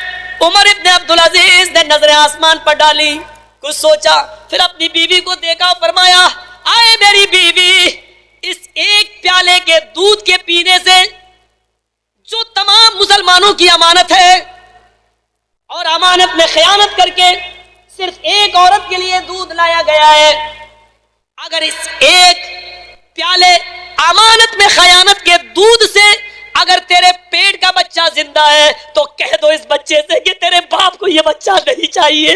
अगर ये बच्चा इस एक प्याले के हराम दूध से जिंदा है तो कह दो कि उमर इब्न अब्दुल अजीज को ये बच्चा नहीं चाहिए। गिरता है तो गिर जाने दो, मरता है तो मर जाने दो, मुझे इस बच्चे की मौत गवारा है लेकिन अमानत में खयानत गवारा नहीं है। ये दूध बैतुल माल में जमा किया जाएगा। मेरे भाइयों, हमें ऐसा चौकीदार चाहिए, ऐसा चौकीदार चाहिए। मेरे भाइयों, फिर मैं उसी तरफ आना चाहता हूं थोड़ा सा। लक़द कान लकुम फी रसूलिल्लाहि उस्वतुन हसना। ये सारी चीजें जो देख रहे हो आप, अमानत और ये और वो, ये सारी चीजें हमें वहीं से मिल रही हैं, उसी उसवे से, उसी आइडियल से, उसी नमूने से। उमर इब्न अब्दुल अजीज के अंदर ये तकवा कहां से आया? क्योंकि उस नबी के अंदर भी तकवा था। कान में मिसवाक लगी रहती थी। अल्लाह के रसूल के नमाज का टाइम हुआ, मिसवाक मुंह में दांत में मारी और नमाज पढ़ने के लिए पहुंच गए। एक बार लेटे हुए, हजरत आयशा कहती है मेरी गोद में सर है मोहम्मद रसूलुल्लाह का और मैं सर दबा रही हूँ, अल्लाह के रसूल के बालों में हल्के हल्के हाथों से उंगली से सर के बाल सहला रही हूँ। इतने में अल्लाह के रसूल ने अपनी लौंडी को आवाज दी, वो नहीं आई। फिर दूसरी आवाज दी, वो नहीं आई। तीसरी आवाज दी, वो नहीं आई। अल्लाह के नबी ने कहा आयशा जरा देखो तो कहाँ चली गई खातिमा हमारी। हजरत आयशा ने जैसे ही दरवाजा खोला, वो दरवाजे के बाहर ही बैठी है और बकरी का एक छोटा बच्चा उसकी गोद में और उसी को के साथ खेल रही है। हजरत आयशा ने पूछा क्या तुमने अल्लाह के रसूल की आवाज नहीं सुनी? कहा सुनी थी। फिर क्यों नहीं आई? चुप हो गई। आवाज सुनी थी, हाँ, फिर क्यों नहीं आई? मतलब सुस्ती, काहिली, नहीं आई। कहा अल्लाह के नबी वो यही बैठी हुई है, नहीं आई। वो आपकी आवाज सुनी और तीनों आवाजें सुनी लेकिन फिर भी नहीं आई। अच्छा, मेरी लौंडी और खादिमा होकर नहीं सुनती है? गुस्सा आ गया। किसको? इमाम कायनात को। उठे, दरवाजे के बाहर निकले, क्या तूने मेरी आवाज सुनी? हाँ, उस जमाने की लौंडिया भी कितनी नेक थी, कबूल करती थी, हाँ, झूठ नहीं बोलती थी। वो कह सकती थी नहीं मैं तो यहाँ थी अभी आई हूँ मैंने नहीं सुनी, लेकिन क्या कह रही है, हाँ सुनी, तीनों आवाजें सुनी, हाँ तीनों सुनी। क्यों नहीं आई? नहीं आई, मैं इस बच्चे के साथ खेल रही थी बकरी के। अल्लाह के रसूल ने कान से मिसवाक निकाली, 2 कदम आगे बढ़े, बैठ गए उसके पास, उठा ली उसके ऊपर वो मिसवाक से मारते भी तो कितनी जोर से लगती, उठाया, चाह के उसको मिसवाक मारूं, मिसवाक को तान कर आधा लाए, अभी मार न सके, एकदम झटका आया, मिसवाक को अपने कान में लगा लिया। हजरत आयशा ने फरमाया क्या हुआ, आप सजा दे रहे थे रुक क्यों गए? आयशा ये मिसवाक मैंने उठाई इस लड़की को मारने के लिए, अचानक मेरे दिल में ये ख्याल आया मोहम्मद तेरी ये दी हुई सजा कहीं उस खादिमा उस लौंडी की गलती से ज्यादा ना हो जाए, कहीं उसकी हरकत से उसकी गलती से ज्यादा ना हो जाए, और ये दी हुई सजा पर कल कयामत के दिन ये लौंडी कहीं मेरे रब के सामने मेरा मुकदमा पेश न कर दे और रब के सामने मेरी हाजिरी न लग जाए, कहीं मेरी ये मार, कहीं इस मिसवाक से इसको मारना कहीं इसकी गलती से ज्यादा ना हो जाए, ये सजा कहीं इसकी गलती से ज्यादा ना हो जाए, मैं नहीं मार सकता इसको, मैंने इसको माफ कर दिया, मैंने इसको नजरअंदाज कर दिया। जिसके अंदर खुद ये तकवा हो उसकी कौम और उसकी रायत में पलने वाली सहाबियों की कौम कैसी होगी मेरे भाइयों, जरा अंदाजा लगाइए।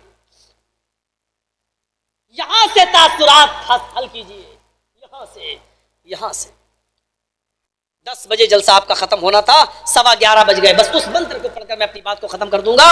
क्या लिंग अच्छे दीन खतना कराने वाले होंगे, यही तरह शर्म शुरुधारी लंबी दाढ़ी रखेंगे, दाढ़ी में गांठ नहीं लगाएंगे, उच्च लापी ऊंचे स्वर में आलाप करेंगे अर्थात आजान देंगे, लिंग अच्छे दिन खतना कराने वाले होंगे, खतना कराने वाले होंगे, सारो भक्षो मतोमम और सब कुछ खाएंगे, यानी शाकाहारी भी होंगे और मांसाहारी भी होंगे, गोश्त भी खाएंगे और सब्जी भी खाएंगे, लेकिन हर जानवर का गोश्त नहीं खाएंगे।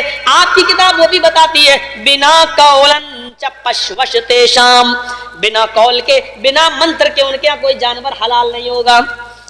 वो जब भी किसी जानवर को हलाल करेंगे तो मंत्र पढ़ेंगे, बिस्मिल्लाहि अल्लाहु अकबर कहकर ज़िबा करेंगे। अब अगर कोई हिंदू आपसे सवाल करे, उन्नाव में एक MP बीजेपी का था, नाम भी ले लेता हूं, कोई बहुत बड़ा ऐसी हस्ती थोड़ी है कि उसका नाम लेने से पहले हमें वजू बनाना पड़ेगा, साक्षी महाराज, बीजेपी वाले बेकार इसको बर्दाश्त कर रहे हैं बेचारे, इसको तो रांची या बरेली के पागल खाने में इसका दिमाग का इलाज कराएं। ये उन्नाव से MP बना है, मेंबर ऑफ पार्लियामेंट, और उन्नाव हमारे इटावा से बहुत करीब है।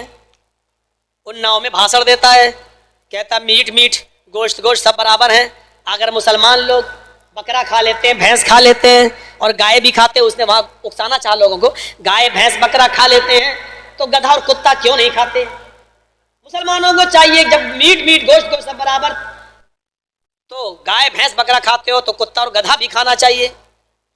1 महीने के बाद मेरा प्रोग्राम हुआ, लोगों ने मुझे उसकी वो सुनाई, यूट्यूब पे पड़ी हुई तकरीर। मैंने कहा बेटा कोई बात नहीं, आज सूद समेत इसका कर्ज वापस कर दूंगा। मैंने मंत्रों के जरिए हिंदू भाइयों को मंत्र बताकर पूरी बात समझाई। फिर मैंने साक्षी जी का नाम लेकर कहा, साक्षी जी सवाल तो आपका बहुत अच्छा था, बहुत प्यारा था कि गोश्त गोश्त सब बराबर, मुसलमान भैंस बकरा गाय खा लेते हैं, गधा कुत्ता सुअर क्यों नहीं खाते? आपने सवाल तो अच्छा किया, मैं इस तरफ नहीं जाऊंगा कि राम ने खाया कि नहीं, सीता ने खाया या नहीं, देवी देवताओं ने खाया या नहीं, मैं उस तरफ नहीं जाना चाहता, वरना बहुत से मंत्र है मेरे पास, लेकिन आपको समझाने के लिए इतना क्या देता हूं कि पेशाब पेशाब सब बराबर। और मैंने कहा वहां मूत मूत, वो लोग कहते हैं ना गौमूत्र, तो मैंने कहा मूत मूत सब बराबर, पेशाब पेशाब सब बराबर। आप गाय का मूत पी लेते हो तो गधे कुत्ते सुअर का क्यों नहीं पीते? मैंने कहा साक्षी जी, साक्षी महाराज जी, आप गधे कुत्ते का पेशाब पीना पहले शुरू कर दो, बाद में हम सोचेंगे कि गधा कुत्ता खाना चाहिए या नहीं, पहले आप पीना शुरू कर दो। बीजेपी वाले गुस्से में आए, दूसरे दिन मुकदमा दर्ज करने पहुंच गए। ऐसो कहने लगा भाग, इतने बड़े मौलाना पर मुकदमा दर्ज नहीं करूंगा। SSP के पास पहुंच गए उन्नाव में। SSP बोला देखो फितने का दरवाजा तुम ही लोग खोलते हो, मैं कैसे केस दर्ज करूं इसके ऊपर? अगर इनके ऊपर केस दर्ज करूंगा तो साक्षी के ऊपर भी करना पड़ेगा। मौलाना साहब ने तो उसका जवाब दिया, साक्षी जी अगर ना उकसाते तो ये जवाब ना देते, और आप कह रहे हैं कि इनके ऊपर, कह रहा मेरी हुकूमत, योगी मोदी सब बैठे हैं और फिर भी यूपी में बताओ कोई हमको ऐसा कह जाएगा? एसएसपी बड़ा ईमानदार था, उसने कहा देखो मैंने पूरी तकरीर सुनी मौलाना जर्जीस की और मैंने साक्षी की भी सुनी, हम गए थे, लॉ एंड ऑर्डर का मामला था इसलिए हमें खुद जाना पड़ा। जर्जीस साहब ने ये कहा है कि जैसे तुमने ही कहा गोश्त गोश्त सब बराबर, मीट मीट सब बराबर, ऐसे उन्होंने कहा पेशाब पेशाब सब बराबर। ये कहा है अगर ये खा सकते हैं तो ये क्यों नहीं खाते? तो उन्होंने कहा कि इसका पेशाब पी सकते हो तो उसका क्यों नहीं पीते? इसमें तो कोई बुराई नहीं है, मुकदमे दर्ज होंगे तो दोनों पे होंगे और दफा लगेगी तो दोनों पर एक ही लगेगी, और नहीं तो भाई हम तो न्यूट्रल आदमी, हमें भी तो ऊपर मुंह दिखाना है। उसने कहा हमें भी तो आवागमन होता है, हमारे भी तो पुनर्जन्म होगा, हमें भी तो कहीं कुत्ता बिल्ली सुअर ना बना दिया जाए, हम भी तो अच्छे कर्म करना चाहते हैं, एक पर जुल्म करें और दूसरे पर नहीं, ऐसा नहीं हो सकता। भागो यहाँ से, सबको भगा दिया। अल्लाह का करम हुआ कि वहां मुकदमा दर्ज नहीं हुआ, वो बच गया मेरा, नहीं तो अभी 55 हो गए होते, बच गया, वो नहीं हो पाया। यही चीज तो मैं आपसे कहना चाहता हूं, आपकी किताब कह रही है वो सब कुछ खाएंगे लेकिन हर जानवर का गोश्त नहीं, वो वही जानवर खाएंगे जिस पर मंत्र पढ़ा जाएगा, बिस्मिल्लाह अल्लाहू अकबर पढ़ा जाएगा। लेकिन एक बात तो पॉइंट की मैं भी आपको बताऊंगा, और सारे हिंदू भाइयों से आप सवाल कर सकते हो कि हिंदू भाइयों ये बताओ तुम्हारे यहाँ सारे जानवर हराम है, हमारे यहाँ जो जानवर हराम है उनका गोश्त भी हराम है, जो जानवर हराम है उनका दूध भी हराम है। हमारे यहाँ गधा हराम तो गधे का दूध भी हराम, हमारे यहाँ कुत्ता हराम तो कुतिया का दूध भी हराम, हमारे यहाँ सुअर हराम तो सुअरी का दूध भी हराम। हमने कहा आपके यहाँ सारे जानवर हराम हैं तो चंद जानवरों के दूध कैसे हलाल हो गए? और मुझे बताओ पंडित जी, मैंने कहा मुझे बताओ पंडित जी, उन्हीं जानवरों का दूध तुम क्यों पीते हो जो जानवर का गोश्त हम खाते हैं? ये एक बहुत बड़े पॉइंट की बात है। मुसलमान गाय खाता है, अगरचे हिंदुस्तान में बैंड है, हमें भी कानून की इज्जत करनी चाहिए। हम भैंस खाते हैं तो उसका दूध भी पीते हैं। हमारे यहाँ अगर भेड़ बकरी हलाल है तो उसका दूध भी हलाल है, हमारे यहाँ गधा हराम है तो उसका दूध भी हराम। तो मुझे ये बताओ मेरे हिंदू भाइयों, तुम्हारे यहाँ तो सारे जानवर अगर हराम है तो सबका दूध भी हराम होना चाहिए। तुम भैंस का दूध क्यों पीते हो, गाय का क्यों पीते हो, बकरी का क्यों पीते हो? ये जानवर हम खाते हैं तो इसका दूध भी पीते हैं। तुम गधे का क्यों नहीं पीते? तुम सुअर का दूध क्यों नहीं पीते? तुम शेरनी का दूध क्यों नहीं पीते? कहीं तो कुछ दाल में काला है। शंकराचार्य जी बताएं ऐसा क्यों है, और शायद वो ये बताएं कि मौलाना जर्जीस साहब ने इशारा सही करके हमारी गर्दन फंसा दी है। हकीकत ये है कि ये जानवर जो मुसलमान खाते हैं हमारे यहाँ पर भी हलाल है। शायद वो ये कहते हैं क्योंकि कृष्ण जी ने जब अर्जुन से कहा था अर्जुन जब नमाज पढ़ो तो क्या कहा था, योगी उज्जित, पूरे शरीर की एक्सरसाइज कर लेना, यानी रुकू सजदा सब, और ये पढ़ना दोनों हाथों को, ये लिखा बाकायदा महाभारत में, हृदय नमा, अपने दोनों हाथों को सीने पर रख लेना है अर्जुन, अपने दोनों हाथों को सीने पर रख लेना। देख लो हिंदू मूर्ति के सामने खड़ा है लेकिन दोनों हाथों को ऐसे रख लेता है सीने पे, वहां रख लेना तो वो रख लेता है। हमारे यहाँ बांध लेना तो हम रखते हम भी हैं, वो बस दोनों हाथ जोड़कर रखता है, हम दोनों हाथ यूं करके रखते हैं, वो भी सीने पे रखता है, हम भी सीने पे रखते हैं। वो भी कहता है दिल से हम क्षमा मांग रहे हैं, और हम भी कहते हैं अल्हम्दुलिल्लाह रब्बिल आलमीन, दिल से गवाही देते हैं कि सारी तारीफ तेरे लिए है। हृदय सीने पे रख लेना, नमा और सर झुका लेना। और कृष्ण जी का एक आदेश और है, हाय अर्जुन, मूर्ति के सामने खड़े हो जाना लेकिन आंखें बंद कर लेना। मैंने बड़े बड़े पंडितों से पूछा सर्व धर्म सम्मेलनों में, जब मूर्ति के सामने खड़े हो, जब खड़ा होने का हुक्म है तो आंखें बंद करने से फायदा क्या हुआ? भाई ये मूर्ति है, अब हमें मूर्ति के सामने खड़ा होने का हुक्म दिया तो अब देखेंगे तभी ना फायदा है। आंख बंद है तो अब क्या फायदा हुआ मूर्ति को सामने रखने से? कोई फायदा हुआ? कृष्ण जी बताते हैं अर्जुन, हमें मूर्ति की पूजा नहीं करनी है, मूर्ति की पूजा नहीं करनी है, बल्कि मूर्ति को रूपक मानना है और ईश्वर की कल्पना करना है, अल्लाह का तसव्वुर करना है। इसलिए आंखें बंद कर लो ताकि मूर्ति की पूजा ना हो, बल्कि पूजा ऊपर वाले की हो। और ये तसव्वुर कर लो, ये विचार कर लो कि ऊपर वाला हम अपने सामने रखे हुए हैं, ऊपर वाले को अपने सामने ऐसा ही होगा। कितना जबरदस्त आदेश है कृष्ण जी का। यही हुक्म मोहम्मद रसूलुल्लाह दे रहे हैं। जब तुम नमाज पढ़ने खड़े हो जाओ, ताबुदल्लाह कान्नका तरा, तो अल्लाह की इबादत इस तरह करो गोया कि तुम अल्लाह को देख रहे हो। फ़इल्लम तकुन तरा फ़इन्नहु यराक, अगर ये ना सोच सको कि तुम अल्लाह को देख रहे हो तो ये सोच लो कि वो तुम्हें जरूर देख रहा है। लेकिन आंखें बंद करने का हुक्म नहीं दिया। क्यों? इसलिए कि हमारी मस्जिद में मूर्ति है ही नहीं। आंखें हृदय सीने पे हाथ रख लो, नमा और सर झुका लो, नहीं सजदे की जगह पर अपनी निगाहें रख लो। हम सजदे की जगह पर रख लेते हैं। उसके बाद ये मंत्र पढ़ो, मही देवस्य सवितु परिष्टुति वसुर दयामाना न सुपथराय आसमान। मही देवस्य, महान है हमारा वो देवता, सवितु सारी की सारी परिष्टुति जिसके लिए प्रशंसा है। कृष्ण जी अर्जुन से कह रहे हैं ये पढ़ो, सारी प्रशंसा उसके लिए जो महान है। हम लोग भी तो यही पढ़ते हैं, अल्हम्दुलिल्लाहि रब्बिल आलमीन, तमाम तारीफ उसके लिए जो दोनों जहान का रब है। कृष्ण जी कह रहे हैं अर्जुन से बसुर दयामाना है अर्जुन। उसके बाद ये पढ़ो बसुर दयामाना, वो बड़ा दयालु है, कृपालु है। हम क्या पढ़ते हैं? अर्रहमानिर रहीम, बड़ा मेहरबान इंतहाई रहम वाला है।